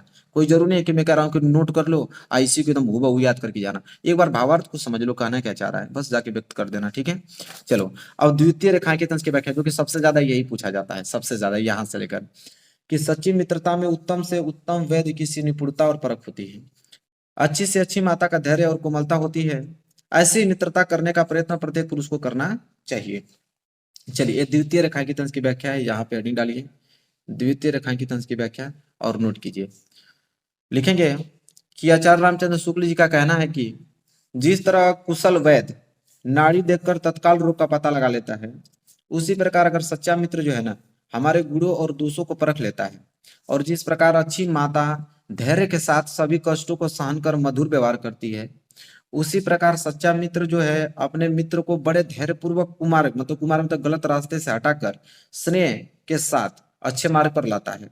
और अतः हमें ऐसा मित्र चुनना चाहिए जिस पर हमें यह विश्वास हो कि हमें कुमार्ग से हटाकर सुमार्ग, मतलब अच्छे मार्ग पर ले जाएगा वो, ठीक है। बस ये द्वितीय रेखांकित अंश की व्याख्या है। अब इसके नीचे भी प्रश्न दिए हैं, ठीक है, दो प्रश्न, दोनों में से कोई एक ही पूछेगा। चलिए देखिए, पहला प्रश्न पूछा है कि व्यक्ति को अपने मित्रों से कैसी उम्मीद रखनी चाहिए, ठीक है। जब ये प्रश्न आ जाएगा तो उसका उत्तर कैसे लिखोगे, तो लिखोगे कि हमें अपने मित्रों से आशा करनी चाहिए कि वे हमारे दोषों को, त्रुटियों से हमें सतर्क करेंगे, सतर्क करके बचाएंगे, और हमें सत्य और मर्यादा के भाव को पुष्ट करेंगे, और सदैव कुमार्ग के प्रति, कुमार्ग मतलब गलत रास्तों के प्रति हमें सचेत करेंगे, और कर्मशील बनने में हमें क्या करेंगे, उत्साहित करेंगे, ठीक है। चलिए, इसका यह अर्थ होता है। दूसरा अगर पूछ ले कि एक सच्चा मित्र किसे कह सकते हैं, तो वो जब यह प्रश्न आ जाएगा तो आप उत्तर इस प्रकार लिखोगे कि एक सच्चा मित्र जो है उत्तम पूर्वक जीवन निर्वाह करने में मदद करता है, और कुमार्ग गलत रास्ते पर चलने से हमें रोकता है, और एक सच्चा मित्र सदैव जो है ना उत्साहित करता है, ठीक है। तो यह था आप लोगों का दूसरा गद्यांश, जो कि सबसे ज्यादा इंपॉर्टेंट है मित्रता चैप्टर से। अब हम बात करेंगे ममता चैप्टर के, जो कि सबसे ज्यादा महत्वपूर्ण है। ममता चैप्टर का जो मैं आप लोगों को गद्यांश बताऊंगा, बस उसी को रट के जाना है। चलिए मेरे प्यारे बच्चों, अब हम देखते हैं यहाँ पे तीसरा गद्यांश, जो कि ममता चैप्टर से लिया गया, बहुत इंपॉर्टेंट है। क्या है कि हे भगवान, तब के लिए विपद के लिए इतना आयोजन, परम पिता की इच्छा के विरुद्ध इतना साहस, पिताजी क्या भीख न मिलेगी, क्या कोई हिंदू भूपृष्ठ पर न बचा रह जाएगा जो ब्राह्मण को दो मुट्ठी अन्न दे सके। यह असंभव है, फेर दीजिए पिताजी, मैं कांप रही हूँ और इसकी चमक आंखों को अंधा बना रही है। यह बहुत ही ज्यादा कमाल का है, ठीक है, और इसे आपको याद करना ही पड़ेगा मेरे प्यारे बच्चों, अगर अच्छा नंबर लाना चाहते हो तो। इसके नीचे भी प्रश्न दिए गए हैं, जैसे पहला ही प्रश्न पूछ लिया हमसे कि उपयुक्त गद्यांश का संदर्भ लिखिए। तो चलिए संदर्भ लिखते हैं। तो देखिए संदर्भ कैसे लिखेंगे हम लोग, यहाँ पे संदर्भ हेडिंग डालेंगे, लिखेंगे कि प्रस्तुत गद्यावतरण हमारी पाठ्य पुस्तक हिंदी के गद्य खंड में संकलित ममता नामक कहानी से उद्धृत है, और इसके जो लेखक है ना, छायावादी युग के प्रवर्तक कौन, श्री जयशंकर प्रसाद जी हैं, ठीक है। चलिए, तो ये तो आप लोगों का संदर्भ हो गया, और इसमें अब देखने वाले हम लोग रेखांकित अंश की व्याख्या। इसमें भी द्वितीय रेखांकित अंश की व्याख्या कभी कभी ऊपर वाला दे देता है, कभी कभी नीचे वाला, इसलिए मैं दोनों बता रहा हूँ। पहला देख रहे हैं, हे भगवान, तब के लिए विपद के लिए इतना आयोजन, परम पिता की इच्छा के विरुद्ध इतना साहस। अब इसका आएगा तो कैसे आप करोगे व्याख्या, तो प्रथम रेखांकित अंश की व्याख्या डालो, लिखो कि लेखक जयशंकर प्रसाद जी का कहना है कि जब हम ममता ने सोने के आभूषणों से भरा हुआ थाल देखा, तब वो हतप्रभ हो गई, और वो आश्चर्य प्रकट करती हुई कहती हैं कि अपने पिता से वो कहती हैं कि आप जो हैं विपत्ति के लिए इतने धन का संग्रह क्यों कर रहे हैं, भगवान की इच्छा के विरुद्ध आपने यह बहुत बड़ा क्या किया है, दुस्साहस किया है, ठीक है। तो ये प्रथम रेखांकित अंश की व्याख्या, इसको नोट कर लो, अच्छे से याद कर लेना, ठीक है। आगे अगर हम बात करें यहाँ तक कि फेर दीजिए पिताजी, मैं कांप रही हूँ और इसकी चमक आंखों को अंधा बना रही है, तब हम कैसे लिखेंगे, इसकी व्याख्या कैसे करेंगे, चलो नोट करो। द्वितीय रेखांकित अंश की व्याख्या नोट कीजिए कि थाल में रखे हुए सुवर्ण, मतलब सोने के सिक्के, जो कि ममता के पिता ने शेरशाह से घूस के रूप में स्वीकार किए थे, उनकी जो चमक है ना, ममता की आंखों को अंधा बना रही थी। और ममता का मानना था कि विधर्मियों से लिया गया जो घूस होता है, तो विधर्मियों से लिया गया घूस का धन जो है विपत्ति का साधक होता है, कि अगर विधर्मियों से अगर आपने घूस लिया है तो जरूर आपके जीवन में विपत्ति आएगी। तो उनका मानना, ममता का मानना यह था। तो ये द्वितीय रेखांकित अंश की व्याख्या है। अब इसके नीचे 100 वाला में 2 प्रश्न दिया, दोनों में से कोई एक ही प्रश्न पूछता है। जैसे अपने पिता का कौन सा कृत्य ममता को परम पिता की इच्छा के विरुद्ध लगा, ठीक है। तो यहाँ पे लिखेंगे हम लोग कि अपने पिता के द्वारा शेरशाह से उत्कोच के रूप में, उत्कोच मतलब घूस के रूप में लिया गया सुवर्ण तो सोने के सिक्के ममता को परम पिता की इच्छा के विरुद्ध लगा था। दूसरा है कि गद्यांश में किस कार्य को ईश्वर की इच्छा के विरुद्ध बताया गया है, तो हम लोग लिखेंगे कि प्रस्तुत गद्यांश में ममता के पिता के द्वारा विधर्मी शेरशाह से घूस ले लेने के कार्य को ममता ने भगवान की इच्छा के विरुद्ध बताया गया है, ठीक है। जो कि शेरशाह से उसके पिता, ममता के पिता जो थे वो सोने के थाल ले लिए थे घूस के रूप में, उसी को कह रहा है कि उसे भगवान की इच्छा के विरुद्ध बताया गया है। तो ये भी गद्यांश संपूर्ण रूप से क्लियर हो गया, ठीक है। अब हम अगला गद्यांश बताने वाले हैं जो कि सबसे ज्यादा इंपॉर्टेंट है मेरे प्यारे बच्चों, चलिए उसको देखते हैं। देखिए चौथा मेरे प्यारे बच्चों जो कि सबसे ज्यादा इंपॉर्टेंट है कि पहले पहाड़ काटकर उसे खोखला कर दिया गया, फिर उसमें सुंदर भवन बना लिए गए जहां खंभों पर उभरी मूर्तें बेहस उठी, भीतर की समुचित दीवारें और छतें रगड़ कर चिकनी कर ली गई और तब उनकी जमीन पर चित्रों की एक दुनिया ही बसा दी गई। पहले प्लस्तर लगाकर आचार्यों ने उन पर लहराती रेखाओं में चित्रों की काया सिरज दी, फिर उनके चेले कालंतों ने उनमें रंग भरकर प्राण फूंक दिए, फिर तो दीवारें उमग उठी और पहाड़ जो है पुलकित हो उठे। बहुत इंपॉर्टेंट है मेरे प्यारे बच्चों। अब देखिए इसके नीचे भी प्रश्न पूछा गया है। जैसा पहला प्रश्न है कि प्रयुक्त गद्यांश का संदर्भ लिखिए, ठीक है। तो चलिए इसका संदर्भ लिखते हैं, पहले आप इसको नोट कर लो, पूरा दिख रहा है ना, बहुत इंपॉर्टेंट है। चलिए अब इसका मैं संदर्भ लिखने वाला हूं। तो यहाँ पे संदर्भ हेडिंग डालिए, लिखिए कि प्रस्तुत गद अवतरण हमारी पाठ्य पुस्तक हिंदी के गद खंड में संकलित भारतीय पुरातत्व के महान विद्वान श्री भगवत शरण उपाध्याय द्वारा लिखित अजंता शीर्षक निबंध से उद्धृत है। अजंता चैप्टर से लिया गया है और जिसके लेखक जो है श्री भगवत शरण उपाध्याय जी हैं, और यह बहुत इंपॉर्टेंट है अजंता चैप्टर से ये जो गद्यांश है, ठीक है। तो इस प्रकार लिखोगे तो 2 नंबर आपको संदर्भ में मिल जाएंगे। फिर रेखांकित अंश की व्याख्या, रेखांकित अंश की व्याख्या यहाँ तक यही बार बार पूछता है कि भीतर की समुचित दीवारें और छतें रगड़कर चिकनी कर ली गई और तब उनकी जमीन पर चित्रों की एक दुनिया ही बसा दी गई। तो लिखेंगे रेखांकित अंश की व्याख्या में कि प्रस्तुत गद्यांश में लेखक का कहना है कि गुफा की जो भीतरी दीवारों और छतों को विधिवत रगड़ रगड़ कर चिकना बना लिया गया। तत्पश्चात उस चिकनी पृष्ठभूमि पर चित्रकारों के द्वारा अनेकानेक चित्र बना दिए गए जिनको देखकर ऐसा लगता है कि मानो चित्रों की एक नई दुनिया निर्मित कर दी गई हो, ठीक है। कह रहे हैं कि पहले तो ये हुआ कि गुफा की जो भीतरी दीवारें थी उसको पहले रगड़ रगड़ कर चिकना बनाया गया, फिर चिकनी जो पृष्ठभूमि थी उस पे चित्रकारों को बुलाया गया और अनेक प्रकार के सुंदर सुंदर चित्र बनाए दिए गए उस पे, और इस प्रकार लग रहा था चित्र बनने के बाद कि मानो कि एक नई दुनिया निर्मित कर दी गई हो, ठीक है। यह उसका व्याख्या है। आगे हम बात करें तो 100 वाला प्रश्न देखते हैं। उसके नीचे एक प्रश्न और पूछा था, 100 वाला प्रश्न है कि पहाड़ों को जीवंत कैसे बनाया गया, गद्यांश के आधार पर स्पष्ट कीजिए। तो हम लोग लिखेंगे इसको यहाँ पे कि पहाड़ों को काटकर जो भवन का रूप दिया गया और दीवारों, छतों और खंभों को चिकना कर उन पर सजीव चित्र निर्मित किए गए, चित्रों में रंग भरा गया और इस प्रकार पहाड़ों को जीवंत बना दिया गया, ठीक है।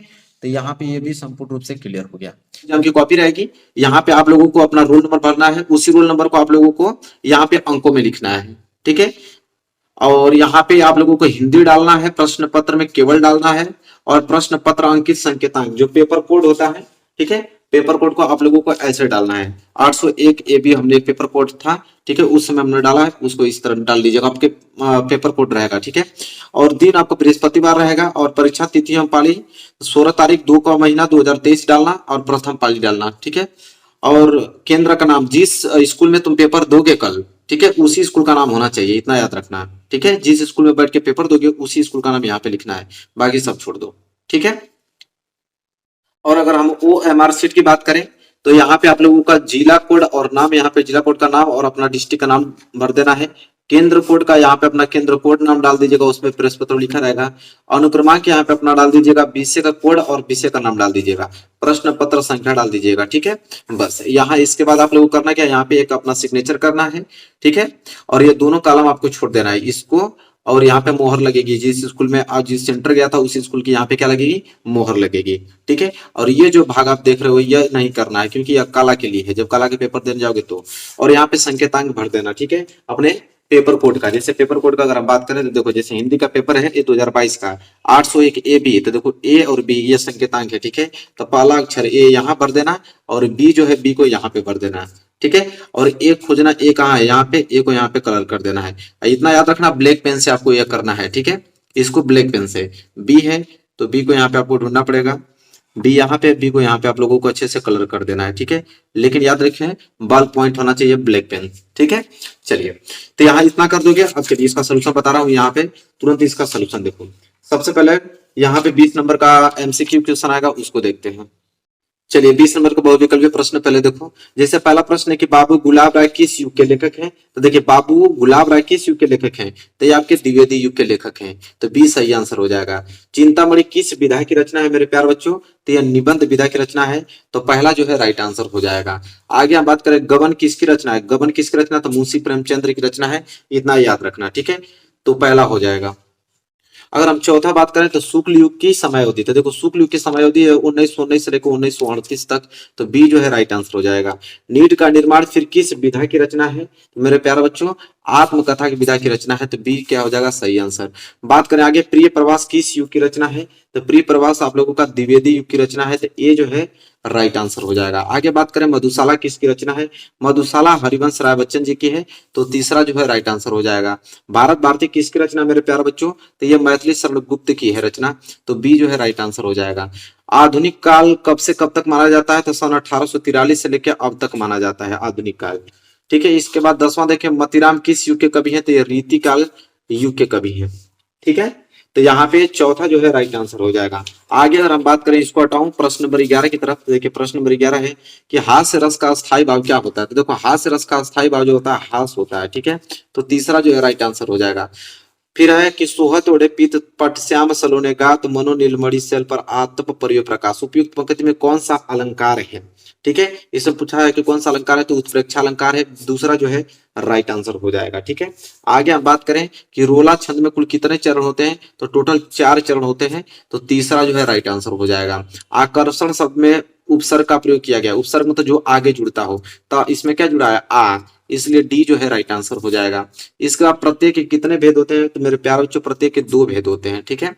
इसके बाद पीताम्बर में कौन सा समास है, तो देखो पीताम्बर में कौन सा समास है मेरे प्यारे बच्चों, तो बहुव्रीहि समास है। लेकिन आपके एग्जाम में कल जो एग्जाम होने वाला है आप लोगों का, उसमें द्वंद या द्विगुही समास देगा, उसी के ट्यूशन पूछेंगे, क्योंकि 2 ही पढ़ना था, द्विगु और द्वंद पढ़ना है, ठीक है। इसके बाद आंसू का तत्सम रूप क्या होता है, अछू होता है, ठीक है। तो पहला जो है राइट आंसर हो जाएगा। इसी तरह हम क्वेश्चन नंबर अगर 18 की बात करें तो यड़ संधि का सूत्र क्या होता है, यड़ संधि का सूत्र होता है इक्वल ची, ठीक है। तीसरा जो राइट हो जाएगा आंसर इसका। फलस्य शब्द का वचन एवं विभक्ति है, तो देखो फलस्य शब्द का वचन एवं विभक्ति जो है मेरे प्यारे बच्चों वो है आपका षष्ठी विभक्ति एक वचन, ठीक है। आगे अगर हम बात करें अपठत धातु का वचन एवं पुरुष है, तो अपठत धातु का वचन एवं पुरुष जो है वो मेरे प्यारे बच्चों वो है आपका प्रथम पुरुष और एक वचन। तो देखो ये 20 नंबर के एमसीक्यूज जो क्वेश्चन थे, जो कि आपको ओएमआर शीट पे करनी थी, ठीक है। ये जो हम लोग किए ना उसको इस तरह रंगना है, जैसे यहाँ पे 20वां का क्या है दूसरा है ना, तो 20वां का यहाँ पे दूसरा इस तरह आपको कलर करना पड़ेगा, लेकिन याद रहे ब्लैक पेन से, ठीक है, ब्लैक से, ठीक है। तो ये 20 नंबर के बहुविकल्पीय क्लियर हो गया, ठीक है। अब हम करने वाले हैं यहाँ पे वर्णनात्मक प्रश्न खंड ब, जो कि पूर्णांक यहाँ पे 50 नंबर के रहेंगे। अब इसके हम लोग सोल्यूशन देखने वाले हैं। देखिए पहला जो है यह है निम्नलिखित गद्यांश पर आधारित 3 प्रश्नों के उत्तर दीजिए, ठीक है। अब देखिए यहाँ पे गद्यांश है, पहला गद्यांश यहाँ पे है कि यह कोई बात नहीं है कि एक स्वभाव रुचि के लोगों में मित्रता हो सकती है। अब इसको इतना टाइम नहीं कि मैं पढ़ूंगा, अब ध्यान से आप इसको नोट कर लो, यहाँ पे देख लेना है। अब 2 ऑप्शन देगा, एक यह देगा और अगर हम बात करें तो एक और देता है, अथवा करके देता है। दोनों में देखो अथवा करके दिया है ना, एक और दिया है यहाँ पे। अब दोनों में से आपकी मर्जी, दोनों में से कोई कर लो, लेकिन मैं दोनों का सोल्यूशन बताऊंगा क्योंकि दोनों ही इंपॉर्टेंट है, ठीक है। अब ज्यादा वक्त नहीं है, बस इसको आप नोट करो। ये नोट हो गया। देखो पहला प्रश्न क्या पूछा है, उपयुक्त गद्यांश का संदर्भ लिखिए। चलिए इसका सोल्यूशन देखिए। देखिए सबसे पहले खंड ब यहाँ पे हेडिंग डालो, प्रश्न उत्तर संख्या पहला डालो, ठीक है। अब देखो यह गद्य जो है यह है कि यह कोई बात नहीं, फिर लास्ट में आपका और देखता था, तो यहाँ पे आपको लिखना है गद्य हेडिंग डालना, लिखना है यह कोई बात नहीं और लास्ट में लिखना है डॉट डॉट डॉट करके और देखता था। फिर तब हेडिंग डालोगे अ में डालोगे संदर्भ, ठीक है। संदर्भ लिखोगे कि प्रस्तुत गद्यांश हमारी पाठ्य पुस्तक हिंदी गद्य खंड में संकलित मित्रता नामक पाठ से उद्धृत किया गया है और इसके जो लेखक है वो आचार्य रामचंद्र शुक्ल हैं, नोट कर लो, ठीक है। बस इतना लिखोगे और पूरा का पूरा कॉपी आपकी चेक हो जाएगी। ठीक है, तो इस तरह आप लोगों को लिखना है। अगर हम बात करें दूसरा प्रश्न की तरफ, पहला प्रश्न हो गया, दूसरा है कि गद्यांश के आधार गद्यांश के रेखांकित अंश की व्याख्या कीजिए। मतलब जहां तक अंडरलाइन किया गया है यहाँ तक, यह कोई बात नहीं है कि एक स्वभाव रुचि के लोगों में मित्रता हो सकती है, समाज में विभिन्नता देखकर लोग एक दूसरे की ओर आकर्षित होते हैं, इसकी व्याख्या करना है। देखिए सबसे पहले डी डालोगे यहाँ पे रेखांकित अंश की व्याख्या, लिखोगे कि प्रस्तुत अवतरण में आचार्य रामचंद्र शुक्ल जी कहते हैं कि मित्रता के लिए स्वभाव और समान रुचि वालों में ही परस्पर मित्रता हो सकती है।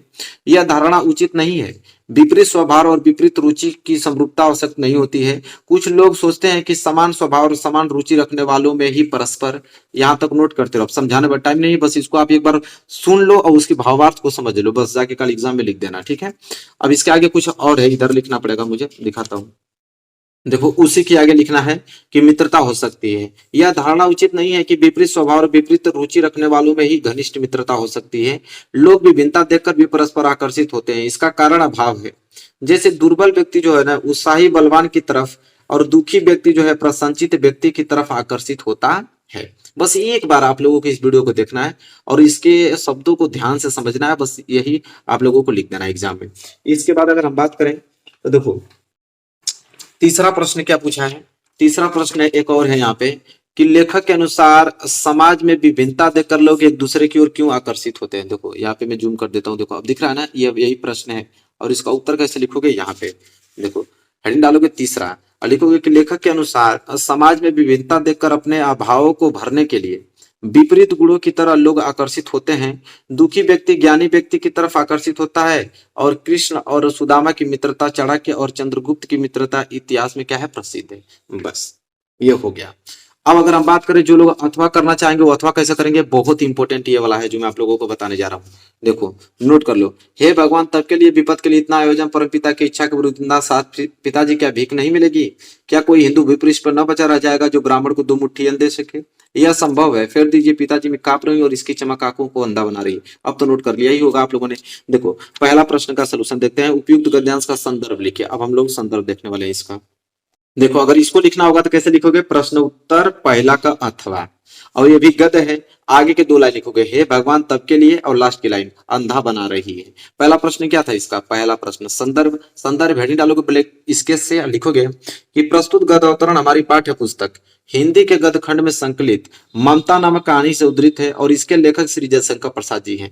देखो हिंदी हुआ, ममता हुआ, श्री जयशंकर प्रसाद, इनको ब्लैक पेन से लिखना है आप लोगों को और डबल इन्वर्टेड कॉमा के अंदर क्लोज करना है। बस इतना ही कर दोगे ना, पूरे नंबर आप लोगों को मिल जाएंगे, इसी पे चेक हो जाएगी कॉपी आपकी, ठीक है।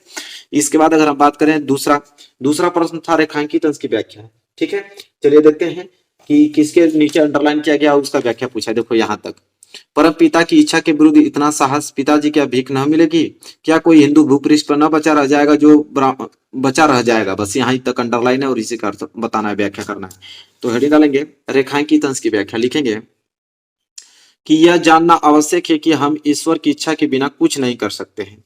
यदि हमारे भाग्य में मुसीबत लिखी है तो हम उसे स्वर्ण आभूषणों के संचय से नहीं टाल सकते हैं। यदि ईश्वर की इच्छा से विपत्ति आती भी है तो हमें उसका सामना करने के लिए तैयार रहना चाहिए। पिताजी मंत्रित्व न रहने पर क्या हमें भीख भी नहीं मिलेगी और जिससे हम अपना पेट भर सकेंगे, और इस रिश्वत से कहीं अच्छा भीख मांगना होगा। ममता आगे कहती हैं, देखो ममता आगे क्या कहती हैं कि क्या इस पृथ्वी पर उस समय कोई हिंदू न शेष रहेगा। बस यही है, ठीक है। अब समझाने पर समय नहीं कि मैं क्या बोल रहा हूँ, ठीक है, कि उसके भावार्थ को आप बस एक बार सुनो, उसके अर्थों को समझो और वही अपने दिमाग से कर लिखना। ये नहीं कि जो बता रहा हूँ उसी को अब रात भर रटने लगो, नहीं, बस एक बार सुनो समझो अपने हिसाब से व्याख्या कर देना।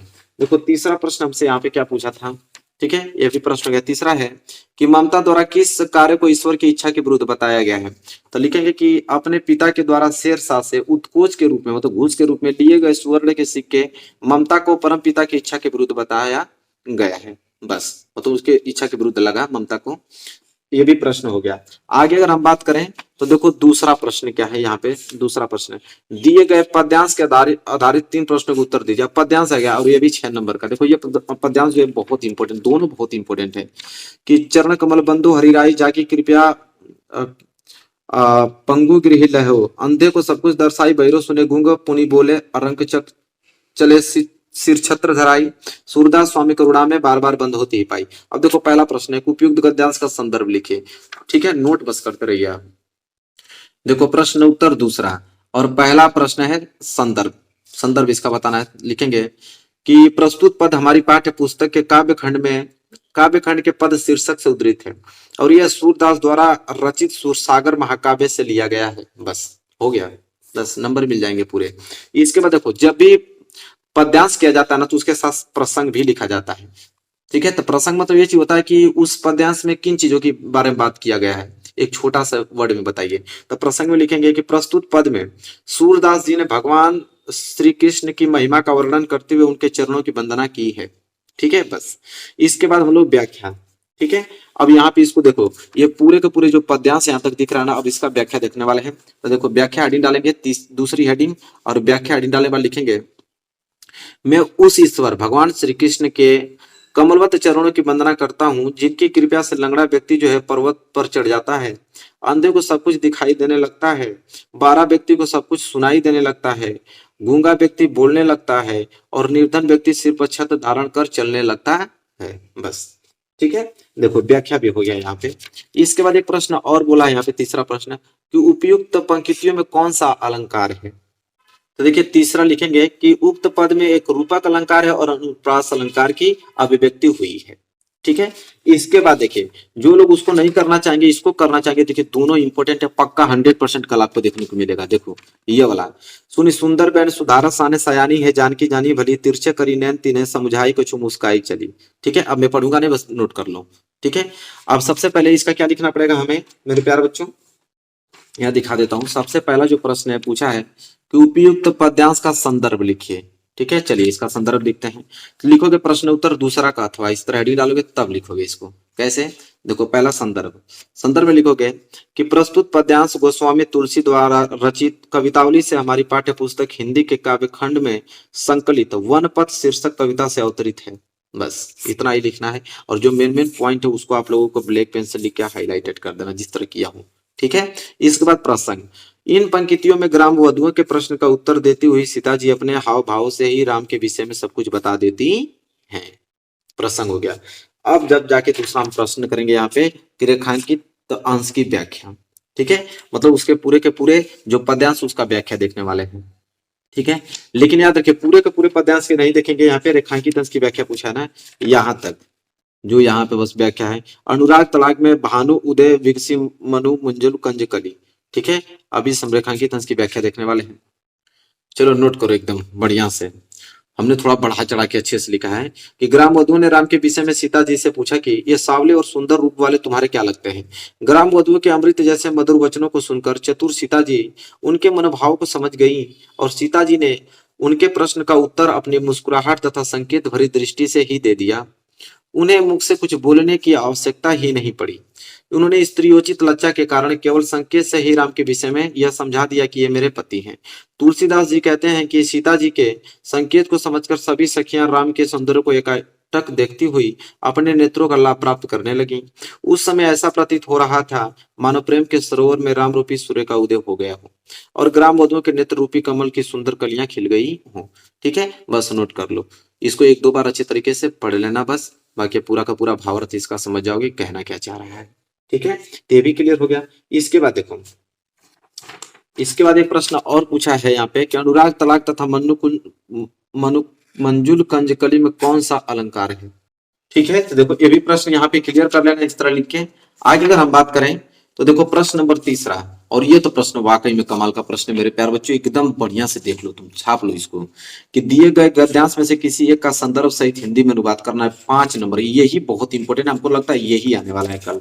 ठीक है, बस एक बार ध्यान से देख लो मेरे प्यार बच्चों, पूरा का पूरा क्लियर हो जाएगा। अब इसका हमें हिंदी में अनुवाद देखने वाले, प्रश्न संख्या तीसरे का।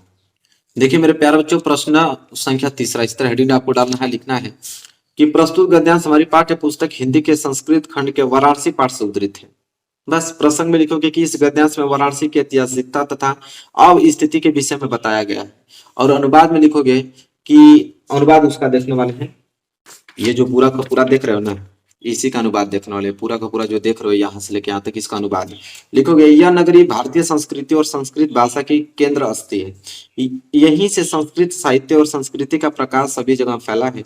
मुगल युवराज दरासिकों ने यहाँ आकर भारतीय दर्शन शास्त्रों का अध्ययन किया था और वह उनके ज्ञान से इतना प्रभावित हुआ कि उसने उपनिषदों का अनुवाद फारसी भाषा में कराया। बस ये प्रश्न क्लियर हो गया। ठीक है, अगर ये नहीं करना चाहते हो मेरे प्यारे बच्चों, ठीक है, इन दोनों में सबसे ज्यादा वही इंपॉर्टेंट है। ठीक है, पूरा का पूरा वही इंपॉर्टेंट है। आप बस इसका सोल्यूशन देख लो, ये उतना इंपॉर्टेंट नहीं है, ये पूछता भी नहीं उतना ज्यादा, लेकिन ये बहुत ज्यादा इंपॉर्टेंट है। जल्दी देखो प्रश्न नंबर चौथा, देखो जो जो बता रहा हूँ बस वही याद करके जाओ ना। देखो दिए गए संस्कृत पद्यांश में से किसी एक का संदर्भ सहित हिंदी में अनुवाद करो। इसका दोनों बताऊंगा। ठीक है, 5 नंबर के लिए आप बहुत छोटा छोटा आता है, अथवा करके दिया ना, एक यह दिया है और एक यह। एक है मानव हित्वा प्रियो भौतिक क्रोध हित्वा न सोचती, काम हित्वार्थवान भौतिक लोभ हित्वा सुखी भवेत। दोनों को बताने वाला हूँ। ठीक है, तो देखो मानव हित्वा, ठीक है, तो इसका देख लो, यही वाला है ना, इसका सोल्यूशन यही देख लो, लिखने की क्या जरूरत है। कि श्लोक संदर्भ लिखोगे, प्रस्तुत श्लोक हमारी पाठ्य पुस्तक हिंदी के संस्कृत खंड के अंतर्गत जीवन सूत्राणु नामक पाठ से अवतरित है। ठीक है, और हिंदी का अनुवाद लिखोगे कि अभिमान को छोड़कर प्रिय होता है और क्रोध को छोड़कर शोक नहीं करता, कामना को छोड़कर धनवान होता है और लोभ को छोड़कर सुखी होता है। ठीक है, तो इस तरह लिखोगे मेरे प्यारे बच्चों। और लेकिन कुछ लोगों को यह करना होगा कि मैं चौथा का अथवा करूंगा, सर्वे भवन्ति सुखिनः सर्वे सन्तु निरामया, तो लिख सकते हैं प्रश्न उत्तर चौथा का अथवा लिख लो। संदर्भ लिखोगे, प्रस्तुत श्लोक हमारी पाठ्य पुस्तक हिंदी के संस्कृत खंड के भारतीय सांस्कृतिक पाठ से उद्धृत है। प्रसंग लिखो, प्रस्तुत श्लोक में भारतीयों की मूल भावना पर प्रकाश डाला गया है। अनुवाद लिख लो, सब सुखी हो, सब रोग रहित हो, सब कल्याण को देखें अर्थात सभी की कल्याण हो, कोई भी दुखी न हो अर्थात कोई भी दुखी भागी न बने। बस यही तो था, क्लियर हो गया। और ये 5वां प्रश्न मैं नहीं बताऊंगा क्योंकि हर एक डिस्ट्रिक्ट का अलग अलग आता है। बहुत सारे डिस्ट्रिक्ट का मुक्ति दूत है, तो बहुत सारे डिस्ट्रिक्ट का ज्योति जवाहर है, बहुत सारे डिस्ट्रिक्ट का मेवाड़ मुकुट है। तो अपने क्वेश्चन बैंक में अपने किताब में देख लेना कि आपकी डिस्ट्रिक्ट से कौन सा पूछा जाता है, उसी को याद कर लो, कल जाके लिख देना। ठीक है, तो ये भी प्रश्न हमने यहाँ से आप लोगों को बिल्कुल क्लियर करा दिया। ठीक है, चलो अब देखो प्रश्न नंबर 6वां। प्रश्न नंबर 6वां है जीवन परिचय, कि दिए गए लेखकों में से किसी का जीवन परिचय लिखते हुए उनकी प्रमुख रचना का वर्णन कीजिए। अब जीवन परिचय नहीं लिख दोगे, डॉक्टर राजेंद्र प्रसाद, जयशंकर प्रसाद, आचार्य रामचंद्र शुक्ल जी, इन तीनों में से किसी एक का जीवन परिचय लिखना है। चलो देखो ये जीवन परिचय। अब जीवन परिचय देखो, प्रश्न उत्तर संख्या 6वां का हमने जीवन परिचय लिखा है किनका, आचार्य रामचंद्र शुक्ल जी का। नोट कर लो कि पढ़ना पड़ेगा। चलो पढ़ के एक बार सुनाई देता हूँ, बस सुनते रहो। चलो ठीक है, आचार्य रामचंद्र शुक्ल का जन्म सन 1884 ईस्वी में बस्ती जिले के अगोना नामक ग्राम में एक संप्रांत परिवार में हुआ था। इनके पिता चंद्रबली शुक्ल मिर्जापुर में कानूनज्ञ थे और इनकी माता जो थे अत्यंत विदुषी और धार्मिक थी। इनकी प्रारंभिक शिक्षा दीक्षा जो थी अपने पिता के पास जिले की राठ तहसील में हुई और उन्होंने मिशन स्कूल में 10वीं की परीक्षा उत्तीर्ण की। गणित में कमजोर होने के कारण यह आगे नहीं पढ़ सके। इन्होंने FA इंटरमीडिएट की शिक्षा इलाहाबाद से ली थी। ठीक है, किंतु परीक्षा से पूर्व ही विद्यालय छूट गया और इसके पश्चात अगर हम बात करें, इन्होंने मिर्जापुर के न्यायालय की नौकरी आरंभ कर ली और यह नौकरी इनके स्वभाव के अनुकूल नहीं थी। अतः यह मिर्जापुर के मिशन स्कूल में चित्रकला के अध्यापक हो गए। अध्यापन का कार्य करते हुए, वैसे भी आप लोगों को जीवन परिचय याद होगा लेकिन पूरा बताता हूँ। अध्यापन का कार्य करते हुए इन्होंने अनेक कहानी, कविता, निबंध, नाटक और आदि की रचना की। इनकी जो विद्वता है उससे प्रभावित होकर उन्हें हिंदी शब्द सागर के संपादन कार्य में सहयोग के लिए श्याम सुंदर दास जी ने द्वारा मतलब काशी नगरी प्रचारणी सभा में सम्मान बुलाया गया। ठीक है, और इन्होंने 19 वर्ष की काशी नगरी प्रचारणी पत्रिका का संपादन भी किया था और श्वास का दौरा पड़ने के कारण वो 2 फरवरी 1941 ईस्वी को इनका देवसान हो गया। और रचनाएं की अगर बात करें तो चिंतामणि, विचार विधि, रस मीमांसा, त्रिवेणी उनकी महत्वपूर्ण रचनाएं। रचना बहुत इंपॉर्टेंट है, रचना पे 2 नंबर मिलते हैं, तो इसलिए रचना को अच्छे तरीके से याद कर लो बस, वैसे भी याद होगा तुम लोगों को। ठीक है, तो देखो ये भी हो गया। इसी तरह यहाँ पे जीवन परिचय आएगा कवि का, जो कि 5 नंबर के लिए रहेगा। गोस्वामी तुलसीदास, सुमित्रानंद पंत, महाकवि सूरदास जी। तो देखो प्रश्न उत्तर संख्या 6वां का ख, जीवन परिचय तुलसीदास जी का मैं लिखा हूं, बस यहां से नोट कर लो। ठीक है, यह है गोस्वामी तुलसीदास जी का जीवन परिचय और यहाँ से आप लोगों को नोट कर लेना है कि तुलसीदास का जन्म बांदा जिले के राजापुर नामक गांव में 1554 ईस्वी में हुआ था। अब कुछ लोग इनका जन्म स्थान जो है ना एटा जिले के सूरो नामक स्थान को मानते हैं और ये सरयुपराही ब्राह्मण थे और इनके पिता का नाम जो था ना आत्मा राम दुबे और माता का नाम अगर हम बात करें तो हुलसी था। अभुक्त मूल नक्षत्र में जन्म होने के कारण इनके माता पिता ने इन्हें त्याग दिया था। स्वामी नरहर्षिदास ने इनका पालन पोषण किया और काशी के शेष सनातन नामक विद्वान ने इन्हें वेदों पुराणों आदि ग्रंथों का ज्ञान कराया था। और इनका विवाह की अगर हम बात करें तो दीनबंधु पाठक की कन्या रत्नावली से हुआ था। वे पत्नी के प्रेम में बहुत अनुरक्त रहते थे कि पत्नी के उपदेश से ही इनके मन में वैराग्य उत्पन्न हुआ। बस इसके भावार्थ को समझे, मतलब इसके बस समझो, कहानी नुमा, बस वही लिख देना। और वैसे भी जीवन परिचय तो याद कर लिए होगे ना। आगे लिखोगे कि इनका जीवन जो है ना काशी, अयोध्या और चित्रकूट में अधिक व्यतीत हुआ और इनकी मृत्यु जो थी काशी के 80 घाट पर स्वतंत्र 1680 ईस्वी में हो गया। रचना की बात कर रामचरितमानस, विनय पत्रिका, कवितावली, दोहावली, गीतावली है। ठीक है, तो ये भी प्रश्न यहाँ पे संपूर्ण रूप से क्लियर हो गया। आगे अगर हम बात करें तो देखो बोला है कि अपनी पाठ्य पुस्तक में कंठस्थ कोई एक श्लोक लिखे जो इस प्रश्न पत्र में ना आया हो। इस प्रश्न पत्र में ना आया हो इसका मतलब समझ रहे हो, जो हमने ये यहाँ पीछे आप लोगों को बताया, मैं दिखा देता हूँ। जैसे यह प्रश्न चौथा जो आया था तो ये श्लोक ही तो है, तो ये जो दोनों श्लोक आए इन दोनों को नहीं लिखना, दोनों को लिख दोगे तो नंबर कट जाएगा। इन दोनों के अलावा कोई तीसरा लिखना पड़ेगा, वही बोला जो इस प्रश्न पत्र में ना आया हो। तो चलो इन दोनों को छोड़ाकर मैं आप लोगों को सोल्यूशन बता देता हूँ। प्रश्न उत्तर 7वां है ना, तो हेडिंग डालोगे प्रश्न उत्तर संख्या 7वां लिखोगे। बंधम मरण वापी जयो वापी पराजय उभयत्र समो वीर वीर भाव ही वीरता। बस यहाँ से आप लोगों के 2 नंबर क्लियर हो जाएंगे। आगे अगर हम बात करें तो देखो निम्नलिखित में से किन्हीं 2 प्रश्नों का उत्तर संस्कृत में देना है। ठीक है, यहाँ पे 4 प्रश्न है और 2 ही प्रश्न का उत्तर संस्कृत में देना है। तो देखो हमने पहला का दिया है भारतीय संस्कृतम मूलम किम अस्ति, ये बहुत ज्यादा आता है तो इसलिए हमने इसका उत्तर लिखा है कि विश्वस्य स्रष्टा ईश्वर एक एवं अस्ति इति भारतीय संस्कृतम मूलम अस्ति। और एक चौथा सबसे ज्यादा इंपॉर्टेंट है वीर केन पूजते, ये सबसे ज्यादा पूछा जाता है, तो लिखोगे कि वीर वीरेन पूजते। ठीक है, तो ये भी क्लियर हो गया। अब मेरे प्यारे बच्चों निबंध की बारी आ गई। मैं 3 निबंध आप लोगों को बता देता हूं इसमें से, और पूरा का पूरा तीनों निबंध याद कर लो। ये 9 नंबर के लिए आएगा, सबसे इंपॉर्टेंट है, बाकी पूरा का पूरा क्लियर हो जाए। इतना अगर तैयार कर लिए ना तो समझ लो कि 45 से 55 के बीच ही आने वाला। बस इस पेपर की बात कर रहा हूँ, और तो छोड़ो जो पढ़े वो अलग बात है, उसमें तो बेहतरीन नंबर लाओगे। बस इस पेपर से इतने नंबर की सुनाने वाले हैं। ठीक है, तो कल जाके पूरा का पूरा लिख के चले आना, और आज रात भर में जितना टाइम मिल रहा है उसको याद कर लो। ठीक है, चलिए वीडियो को लाइक कर दो, चैनल पर नए तो चैनल को जरूर सब्सक्राइब कर लेना, क्योंकि आगे भी सारे पेपर की मैं अच्छे से तैयारी कराने वाला हूँ। देखिए मैं सबसे पहला स्टार्ट कर रहा हूँ आप लोगों को प्रदूषण पे। ठीक है, और जैसा कि देख पा रहे हो लगातार आप देख पा रहे हो 2013 में, 14 में, 15 में, 16 में, 17 में, 18 में, 19 में, 20 में, 21 में, 22 में लगातार पूछा गया है। देखो होता क्या है, सबसे पहले जब भी आप निबंध लिखने जाओ तो पहली हेडिंग आपको प्रस्तावना डालना ही डालना है। जब भी एग्जामिनर कॉपी चेक करता है तो पहली हेडिंग आपका प्रस्तावना देखेगा ही देखेगा। अगर आपको उसमें प्रस्तावना उसको नहीं दिखी तो आधे नंबर कटेंगे, इतना लिख लेना, क्योंकि उसको मालूम चलेगा कि आपने निबंध लिखने का तरीका ही नहीं मालूम है, आपने गलत लिखा है। क्योंकि जिसको सही लिखने का तरीका मालूम है वो प्रस्तावना जरूर डालेगा, क्योंकि प्रस्तावना से ही स्टार्ट होते हैं। देखो कैसे लिखोगे कि प्रदूषण विश्व की एक सबसे बड़ी समस्या है जो कम होने की बजाय प्रतिदिन बढ़ती जा रही है। प्रदूषण की वजह से पृथ्वी पर मौजूद सभी जीव जंतुओं को विभिन्न प्रकार की घातक बीमारियों का सामना करना पड़ रहा है। प्राकृतिक संतुलन में भी प्रदूषण के कारण दोष पैदा हुआ है। देखो कहीं किताब में नहीं मिलेगा, हमने अपने मन की बात वहां पे बयां कर दी है, लिख दी है। और एग्जामिनर यही चाहता है कि आप किसी चीज का रट्टा ना मारे, आप उसको खुद अपने भाषाओं में समझाएं। ठीक है, तो जिस प्रकार में लिखा होगा इस प्रकार आप लिखते हो तो तुरंत आपको नंबर मिल जाएगा। इससे ये हुआ है कि प्रस्तावना जैसे ही आप पढ़ोगे आपके दिमाग में मालूम चल गया होगा कि प्रस्तावना में हम कैसे प्रेजेंट करेंगे इन चीजों को, तो इससे आपके दिमाग में फिट हो गया होगा। जैसे आप पढ़ोगे सारी चीजें क्लियर हो जाएंगी। तो देखो प्रस्तावना पहली हेडिंग अगर हो गई आपकी, तब जाके दूसरी हेडिंग आप तुरंत डालोगे प्रदूषण के प्रकार पे। ठीक है, देखो और लिखोगे प्रदूषण के प्रकार में कि मुख्य रूप से प्रदूषण के 4 प्रकार हैं: वायु प्रदूषण, जल प्रदूषण, मृदा प्रदूषण और ध्वनि प्रदूषण। देखो अब आप सोचे कि सर इधर अंडरलाइन आपने किया ही है, इधर भी क्यों किया है? इधर आपको एग्जाम में नहीं करना है, इस साइड नहीं किया जाता। हमने तो इसलिए किया है कि ताकि मैं लिखूंगा छोटा तो आपको कैमरे में स्पष्ट दिख पाए, नहीं तो बड़ा बड़ा लिखने लगूंगा तो कैमरे में छोटा दिखने लगेगा। इसलिए मैं इधर भी लाइनिंग खींच दिया हूँ, आपको एग्जाम में लाइनिंग नहीं खींचना है। ठीक है, चलिए तो प्रदूषण के प्रकार आपने देख लिया। पहला हम हेडिंग डालेंगे वायु प्रदूषण, और लिखेंगे यह सबसे खतरनाक प्रदूषण है।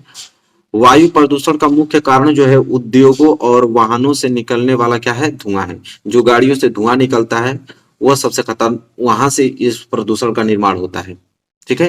तो वही कर रहा है कि मुख्य कारण तो उद्योगों और वाहनों से निकलने वाला क्या है, धुआं है, जो कि वो धुआं जो केमिकल होता है जो सबसे हानिकारक होता है, वो आपके वायु में मिक्सर हो जाता है, उसके माध्यम से आप जब ऑक्सीजन लेते हैं आपके शरीर में जाता है तो आपको दूषित कर देता है, आपको रोगों से क्या कर देता है, ग्रसित कर देता है।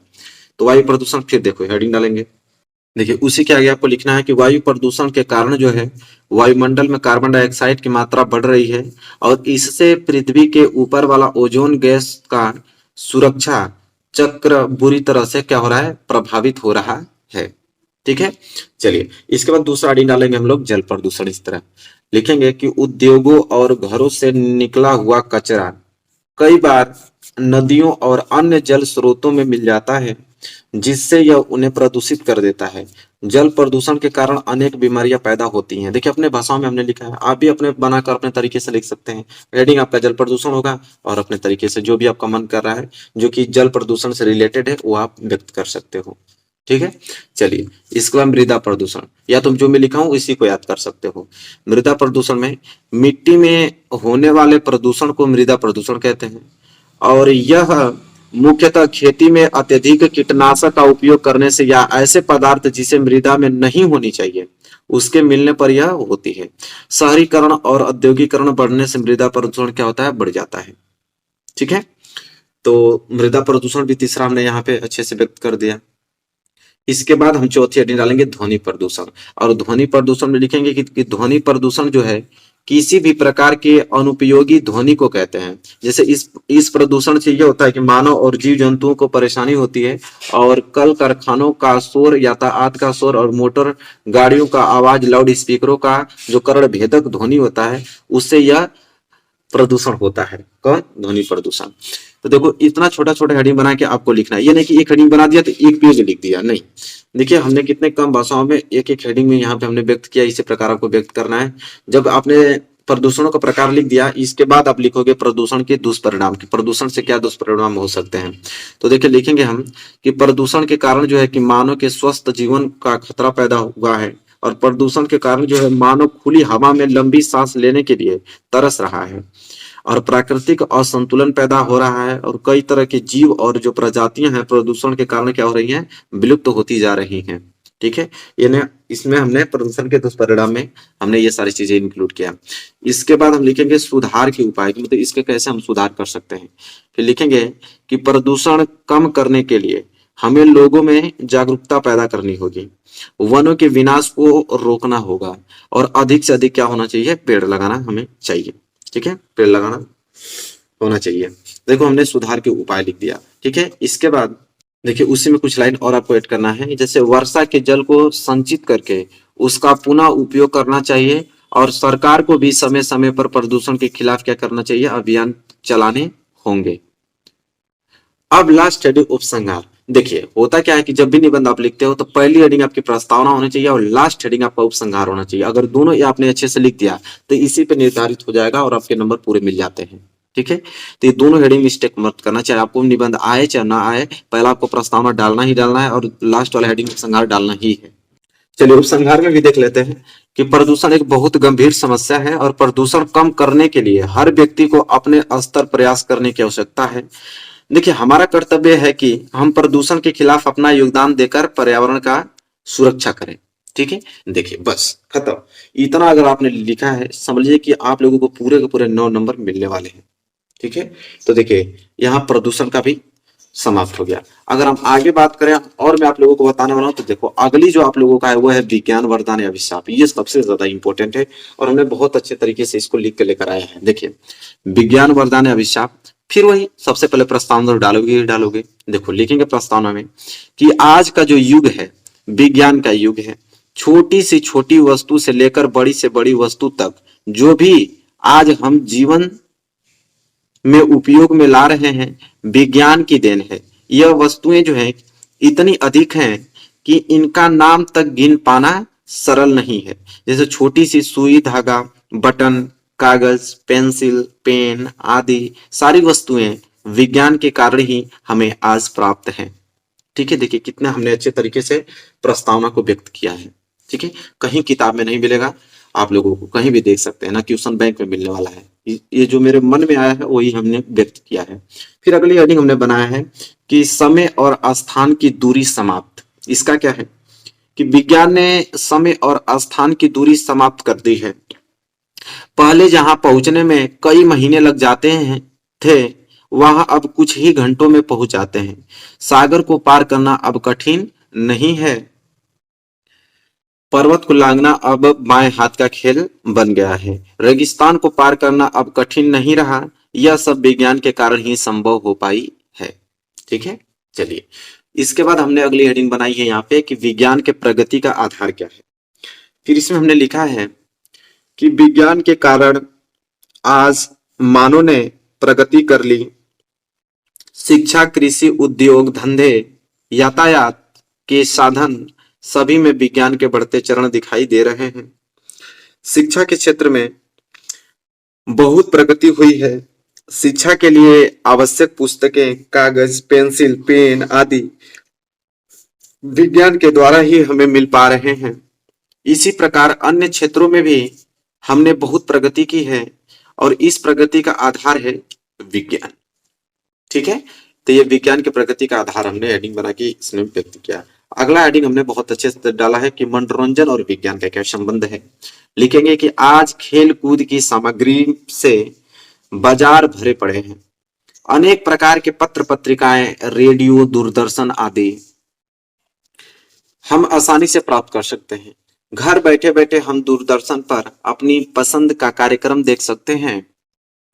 मनोरंजन के क्षेत्र में यह उन्नति विज्ञान के चमत्कार का ही परिणाम है। अगली हेडिंग हमने देखिए डाला है कि चिकित्सा और विज्ञान का क्या संबंध है।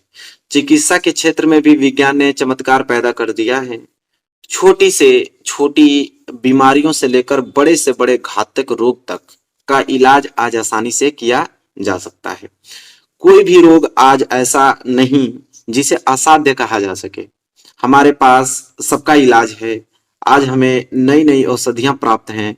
चिकित्सा के लिए एक से एक बढ़िया उपकरण का आज हम मरने के समीप रोगी को भी कुछ और समय तक जीवित रख सकते हैं। ऐसी औषधियां भी विज्ञान के चमत्कार का ही प्रमाण है। ठीक है, देखिए मेरे प्यार बच्चों, अगर इस प्रकार लिखते हो तो यह लग रहा है, कोई एग्जामिनर कॉपी चेक करेगा तो उसको ये लगेगा कि लड़का अपने तरीके से मुझे समझाने का प्रयास कर रहा है कि चिकित्सा और विज्ञान में क्या संबंध है। अन्यथा तो किताब में तो रट्टा मार, ठीक है, तो समझ जाएगा। अगर आपने किताब को हूबहू भी रट्टा मार के लिख दिया ना तो उसको ये लगेगा कि कहीं से नकल किया है, चाहे इसको कोई लिखवाया है, तो उतने मार्क्स नहीं देगा आप लोगों को। और इस प्रकार के जब वो व्यक्त करेगा, उन चीजों को पढ़ेगा, तो ये कॉपी जो है आपकी सबसे अलग दिखेगी, क्योंकि इस प्रकार का कोई लिखा ही नहीं होगा। हाँ, जो लोग मेरी वीडियो देखे होंगे वो लिख लेंगे।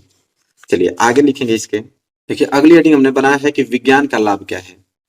लिखे, इस प्रकार विज्ञान के लाभ ही लाभ हैं। विज्ञान ने हमारे जीवन को बिल्कुल बदल कर रख दिया है। पहनने के लिए बढ़िया कपड़ा हमें प्राप्त है। स्कूटर, कारें, बसें, वायुयान और रेलगाड़ियों हमारे आने जाने के साधन हैं। बिजली ने गर्मी और सर्दी को अपने वश में करने का रास्ता बना दिया है। पर यह विज्ञान का ही एक पक्ष है और इसका दूसरा पक्ष भी है विज्ञान। ठीक है, देखिए आगे यह हो गया ना विज्ञान का लाभ। देखो दो हेडिंग हमने और व्यक्त किया है। एक विज्ञान विनाश के कारण, कि विज्ञान का विनाश भी है। ठीक है, क्या है देखिए, विज्ञान ने मानव के विनाश के लिए भी बहुत सी सामग्री बना दी है, जैसे अणु बम हुआ, नायाक बम हुआ आदि। विवश मचा देने वाले यह अस्त्र शस्त्र इतने हानिकारक हैं कि उनके प्रयोग से मानव जाति का नाम और निशान भी मिट जाएगा, समझ लीजिए। फिर लास्ट हेडिंग वही उपसंहार। उपसंहार बिना तो नंबर ही नहीं मिलने वाले हैं। देखिए उपसंहार को हमने लिखा है कि विज्ञान ने मानव जीवन को बदल कर रख दिया है। इसने असंभव को संभव कर दिखाया है। विज्ञान तो साधन है, इस संसाधन का प्रयोग करना मानव के हाथ में है।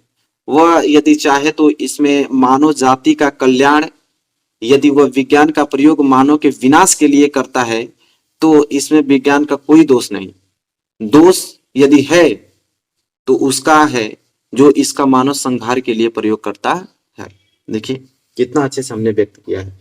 तो देखिए विज्ञान का यहाँ से संपूर्ण रूप से क्या हो गया, खत्म हो गया। मेरे प्यारे बच्चों, एक और निबंध आपको बताऊंगा स्वच्छ भारत अभियान का। ये तीनों अगर निबंध आपको याद है तो दुनिया की ताकत आपको नहीं रोकेगी 16 फरवरी को 9 नंबर लेने के लिए। ठीक है, चलिए चलिए स्वच्छ भारत अभियान। देखिए मेरे प्यारे बच्चों, फिर प्रस्तावना से स्टार्ट होगा चीजें कि स्वच्छता का सीधा संबंध हमारे शारीरिक एवं मानसिक स्वास्थ्य से जुड़ा हुआ है। अतः यह कहना गलत नहीं होगा कि एक स्वच्छ शरीर में ही एक स्वस्थ मन का विनाश होता है। अरे सॉरी, विनाश कह रहा हूं, निवास होता है। ठीक है, स्वच्छ शरीर में ही एक स्वस्थ मन का निवास होता है। आज से 100 वर्ष पहले महात्मा गांधी जी ने एक स्वच्छ भारत का सपना देखा, जो आज क्या हो रहा है, साकार हो रहा है। देखिए प्रस्तावना को हमने कितने अच्छे तरीके से डिफाइन किया है। ठीक है, मिलेगा आपको, किसी किताब में नहीं आप लोगों को मिलेगा। एग्जामिनर यही चाहता है, ठीक है, कि आप सबसे भिन्न प्रकार से और सबसे अलग प्रकार से अपनी निबंध लिखो। ठीक है, देखो स्वच्छ भारत अभियान की शुरुआत हमने हेडिंग बनाई है और इसमें हम लिखेंगे कि हमारे आदरणीय प्रधानमंत्री श्री नरेंद्र मोदी जी के द्वारा स्वच्छ भारत अभियान की शुरुआत की, जिसका मुख्य उद्देश्य भारत को स्वच्छ एवं स्वस्थ बनाना है। हमारे प्रधानमंत्री द्वारा इस अभियान का जो शुभारंभ हुआ वो 2 अक्टूबर सन 2014 में महात्मा गांधी जी के जन्मदिन के दिन किया गया था। ठीक है, ये हमने स्वच्छ भारत अभियान की शुरुआत हेडिंग डाल के हमने डिफाइन किया कि उसकी शुरुआत कब हुई थी। देखिए फिर हमने लिखा यहाँ पे, और उसी दिन उसके समापन की तिथि 2 अक्टूबर 2019 को गांधी जी के 150वें जन्मदिन के दिन निर्धारित की गई। स्वच्छता का हमारे जीवन में महत्वपूर्ण स्थान है।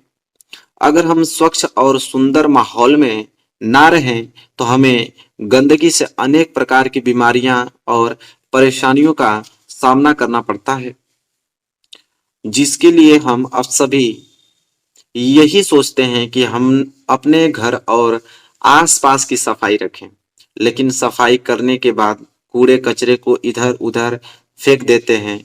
हम ऐसे तो अपने घर साफ रखते हैं, तो क्या हमारी जिम्मेदारी नहीं बनती है कि हम अपने देश को भी साफ रखें? कूड़े को यहाँ वहां न फेंककर कूड़ेदान में डालें। स्वच्छता भक्ति के बाद दूसरी सबसे महत्वपूर्ण चीज है। गांधी जी के अनुसार जब तक आप झाड़ू लगाकर और बाल्टी अपने हाथों में नहीं लेते हैं, तब तक अपने गांव एवं कस्बे को स्वच्छ एवं स्वस्थ नहीं कर सकते हैं। स्वच्छ भारत अभियान की शुरुआत स्वयं हमारे प्रधानमंत्री जी ने झाड़ू लगाकर की थी। ठीक है, तो इस तरह आप लोगों को डिफाइन करना है। यहां तक हो गया, आप लोग नोट कर लीजिए अच्छे तरीके से मेरे प्यारे बच्चों। फिर देखिए लास्ट हेडिंग हमने बना दिया उपसंहार। और उपसंहार में हमने लिखा, हालांकि इस अभियान की जो कार्य अवधि अब समाप्त हो गई है, फिर भी इस अभियान ने लोगों के दिलों में स्वच्छता की वो मशाल जला दी है जो अब बुझने वाली नहीं है। यदि हम सब स्वच्छ भारत अभियान की अपने जीवन का एक हिस्सा बना ले, तो वह दिन दूर नहीं जब भारत का सिर्फ एक शहर ही नहीं अपितु संपूर्ण भारत स्वच्छ भारत का सपना भी सच हो जाएगा।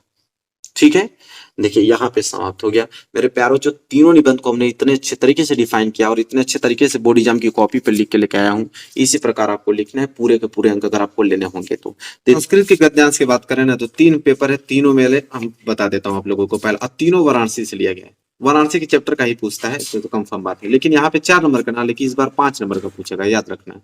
देखो यह और यह आपको दिख रहा है, यह और यह जो आपको दिख रहा है, ऐसा नगरी भारतीय संस्कृति है। ठीक है, तो तीनों का हम लोग सलूशन देखने वाले हैं। तो चलो सबसे पहले हम लोग उसका देखते हैं, पहले वाला का। अब मैं आपको बड़ा करके यहाँ पे दिखा देता हूँ, पहले अच्छे से नोट कर लो इसको। ठीक है, यही है, निम्नलिखित संस्कृत गद्यांश का संदर्भ सहित हिंदी में अनुवाद करना है। ठीक है, तो चलिए देखते हैं। तो चलिए इसका हम लोग सलूशन आप लोगों को बताते हैं। ठीक है, संदर्भ सहित हिंदी में इसका अनुवाद करना, पहले इस प्रश्न को आप नोट कर लो। ठीक है, तो ये तो गद्यांश चल रहा है ना संस्कृत का, संस्कृत का पद्यांश भी आपको बताऊंगा, मतलब पूरा कंप्लीट सलूशन आप लोगों को बताने वाला हूँ। देखो बोर्ड एग्जाम की कॉपी पे लिख के आया हूँ, ताकि आपको अनुभव हो जाए कि बोर्ड एग्जाम की कॉपी पे कैसे हम लोग हल करते हैं। ठीक है, मैं थोड़ा छोटा करता हूँ, दिख रहा होगा। देखो सबसे पहले तो आप ऊपर की देखो, ऐसा नगरी भारतीय संस्कृति और लास्ट का भाषा एवं कार्य, ये आप लोगों को हेडिंग बनानी है, ताकि एग्जामिनर कॉपी चेक करने जाएगा तो उसको मालूम चल जाएगा कि कौन सा पद्यांश किया। देखो ऐसा नगरी भारतीय संस्कृति यहाँ से ले लिया, और लास्ट में हमने यहाँ पे लिखा अरे पारे भाषा एवं कार्य। ठीक है, तो यहाँ तक हमने भाषा एवं कार्य तक यहाँ तक ले लिया, पहले इस तरह आप लोगों को डाल देना है। प्रसंग में आपको पूर्वोत्तर डालना। प्रसंग का मतलब ये चीज हमने बताया है। प्रसंग में अभी आपको बताता हूँ कौन सा लिखना है।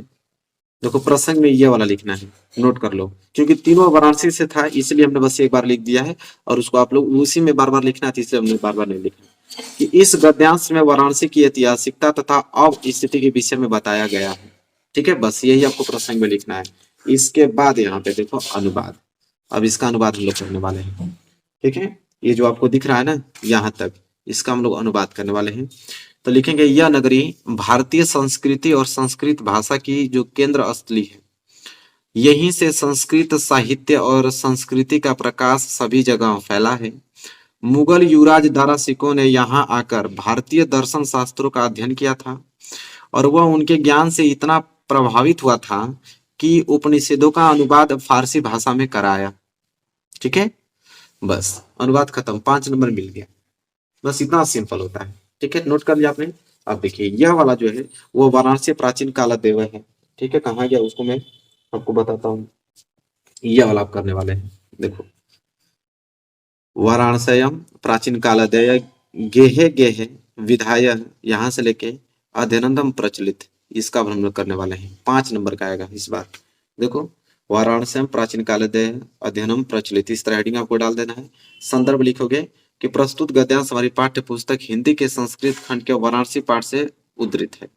बस संदर्भ में भी वही सेम रहेगा क्योंकि तीनों ही वाराणसी चैप्टर से लिया गया है। ठीक है, प्रसंग में वही चीज। ठीक है, अब अनुवाद ही मेन होता है। अनुवाद लिखेंगे इसका, देखो कैसे। वाराणसी में प्राचीन काल से ही घर घर में विद्या की अलौकिक ज्योति प्रकाशित होती रही है। आज भी यहाँ संस्कृत वाणी की धारा निरंतर प्रवाहित रहती है और लोगों का जो ज्ञान बढ़ाती है।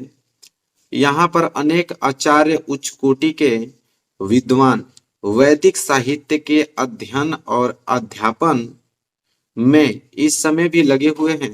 केवल भारतवासी ही नहीं अपितु विदेशी भी संस्कृत भाषा के अध्ययन के लिए यहाँ आते हैं और निशुल्क विद्या ग्रहण करते हैं।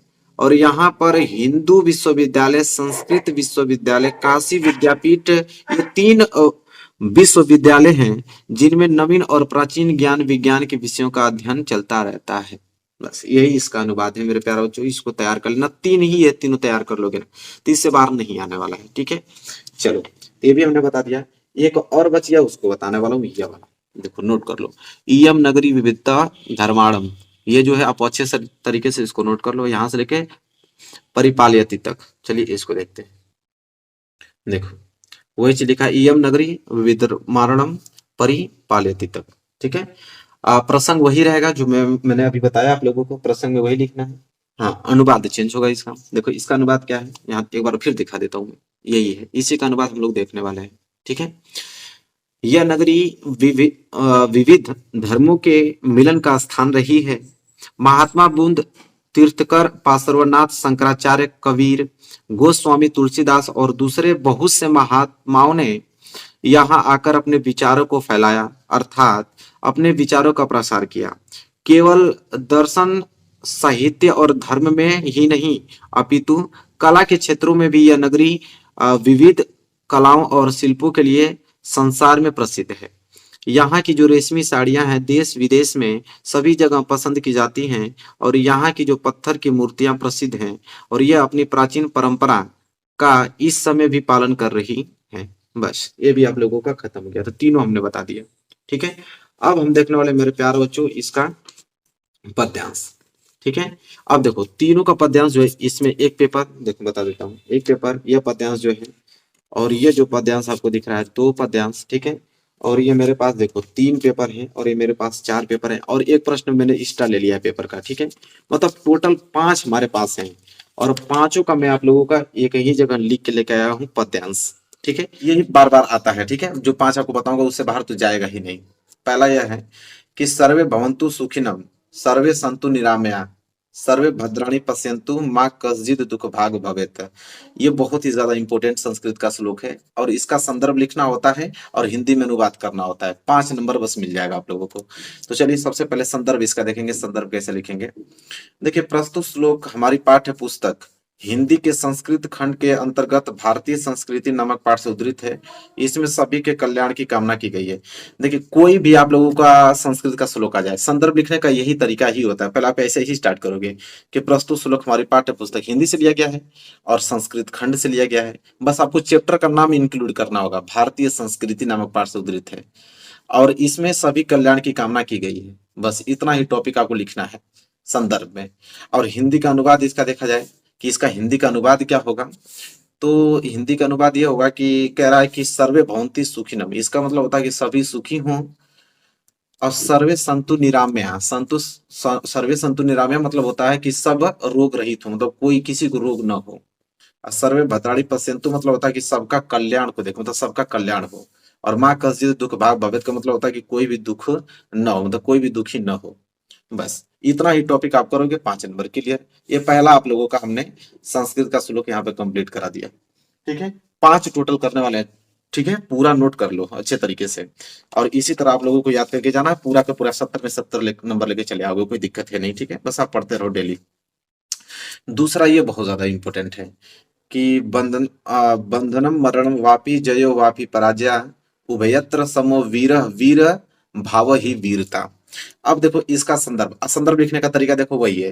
प्रस्तुत श्लोक हमारी पाठ्य पुस्तक हिंदी के संस्कृत खंड में संकलित। यहाँ तक तो सब में सेम ही रहेगा, बस यहाँ चैप्टर का नाम चेंज होता है। जो कि ये चैप्टर वीर वीरण पूजिते से लिया गया है, तो यहाँ वीर वीरण पूजिते लिखेंगे नामक पाठ से अवतरित है। और इस श्लोक में वीरता के विषय में बताया गया है। मतलब ये जो श्लोक आप देख रहे हो, इस श्लोक में वीरता को बताया गया है। देखते हैं इसका हिंदी में अनुवाद क्या होता है। हिंदी में अनुवाद यह है कि बंधन हो अथवा मरण हो, जीत हो या हार हो, दोनों ही अवस्थाओं में वीर समान रहता है।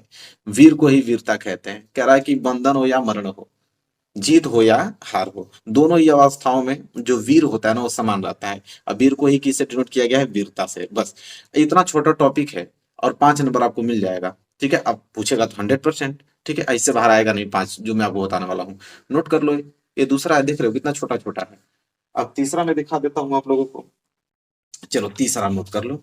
तीसरा भी बहुत ही ज्यादा सिंपल है कि मानम हित्वा प्रियो भवति क्रोध हित्वा न सोचति कामम हितवार्थवान भवति लोभम हितवान भवेत। ठीक है, ये बहुत ज्यादा इंपॉर्टेंट है। ठीक है, फिर संदर्भ वही लिखने का तरीका है। यहां तक तो सेम ही लिखोगे कि प्रस्तुत श्लोक हमारी पाठ्य पुस्तक हिंदी के संस्कृत खंड में अंतर्गत। ठीक है, संस्कृत खंड के अंतर्गत कौन से? जीवन सूत्राणु नामक पाठ से अवतरित है। किस चैप्टर से लिया गया है? जीवन सूत्राणी चैप्टर से लिया गया है।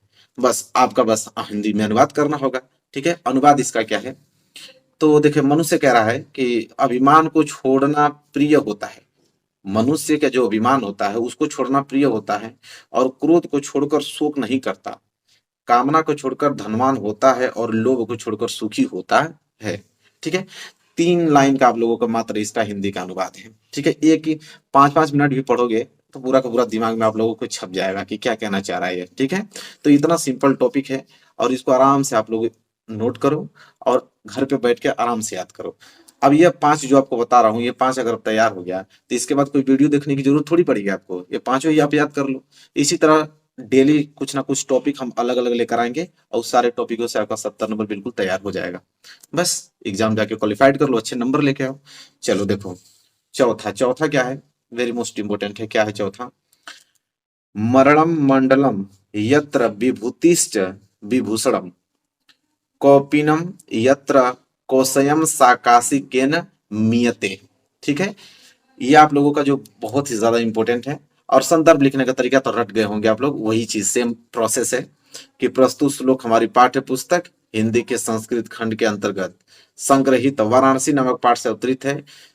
ठीक है, इसमें वाराणसी की पवित्रता ख्याति वर्णन है, मतलब वाराणसी चैप्टर से लिया गया है। ठीक है, और इसमें किसके बारे में बात की गई है? तो वाराणसी की पवित्र के बारे में बात किया गया। ठीक है, वाराणसी की जो पवित्रता है उसके बारे में बात किया गया है इस श्लोक के अंतर्गत।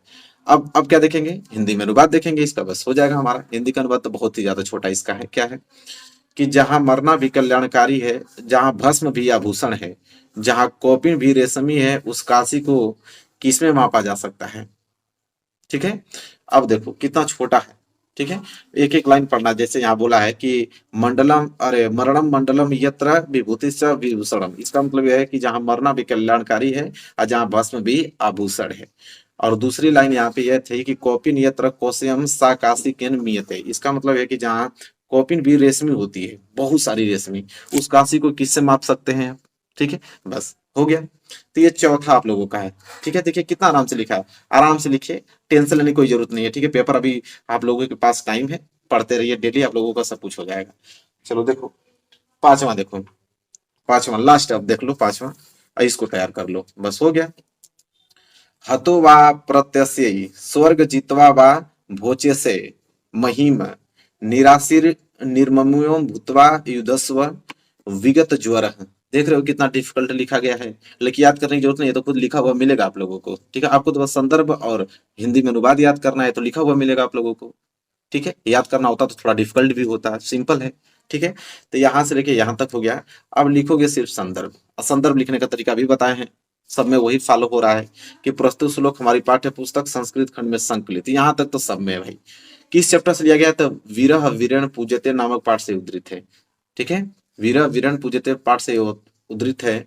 और देखिए इस श्लोक में क्या किया गया है कि इस श्लोक में पुरुष सिकंदर को गीता के उपदेश के विषय में बता रहे हैं।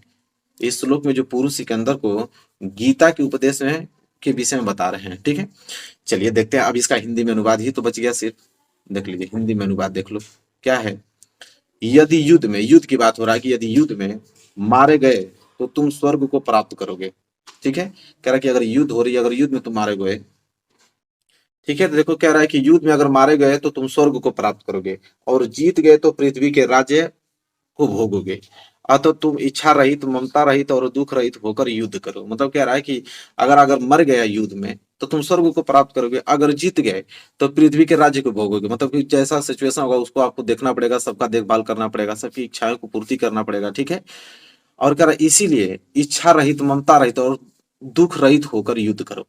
ठीक है, तो ये देखिए हिंदी का अनुवाद था इसका, जो गद्यांश हमने यहाँ पे श्लोक आप लोगों को बताया, इसका अनुवाद हो गया। तो टोटल 5 हमने बताया। अब पांचों आप लोगों को इतना छोटा छोटा था, मात्र 10 मिनट में चाहोगे तो पांचों को रिवीजन करके 5 नंबर आपका पक्का हो जाएगा। ठीक है, तो यही वीडियो थी, और शेयर कर देना इस वीडियो को, और चैनल पर नया तो चैनल को सब्सक्राइब कर लेना, और मिलेंगे नेक्स्ट वीडियो में, तब तक के लिए धन्यवाद।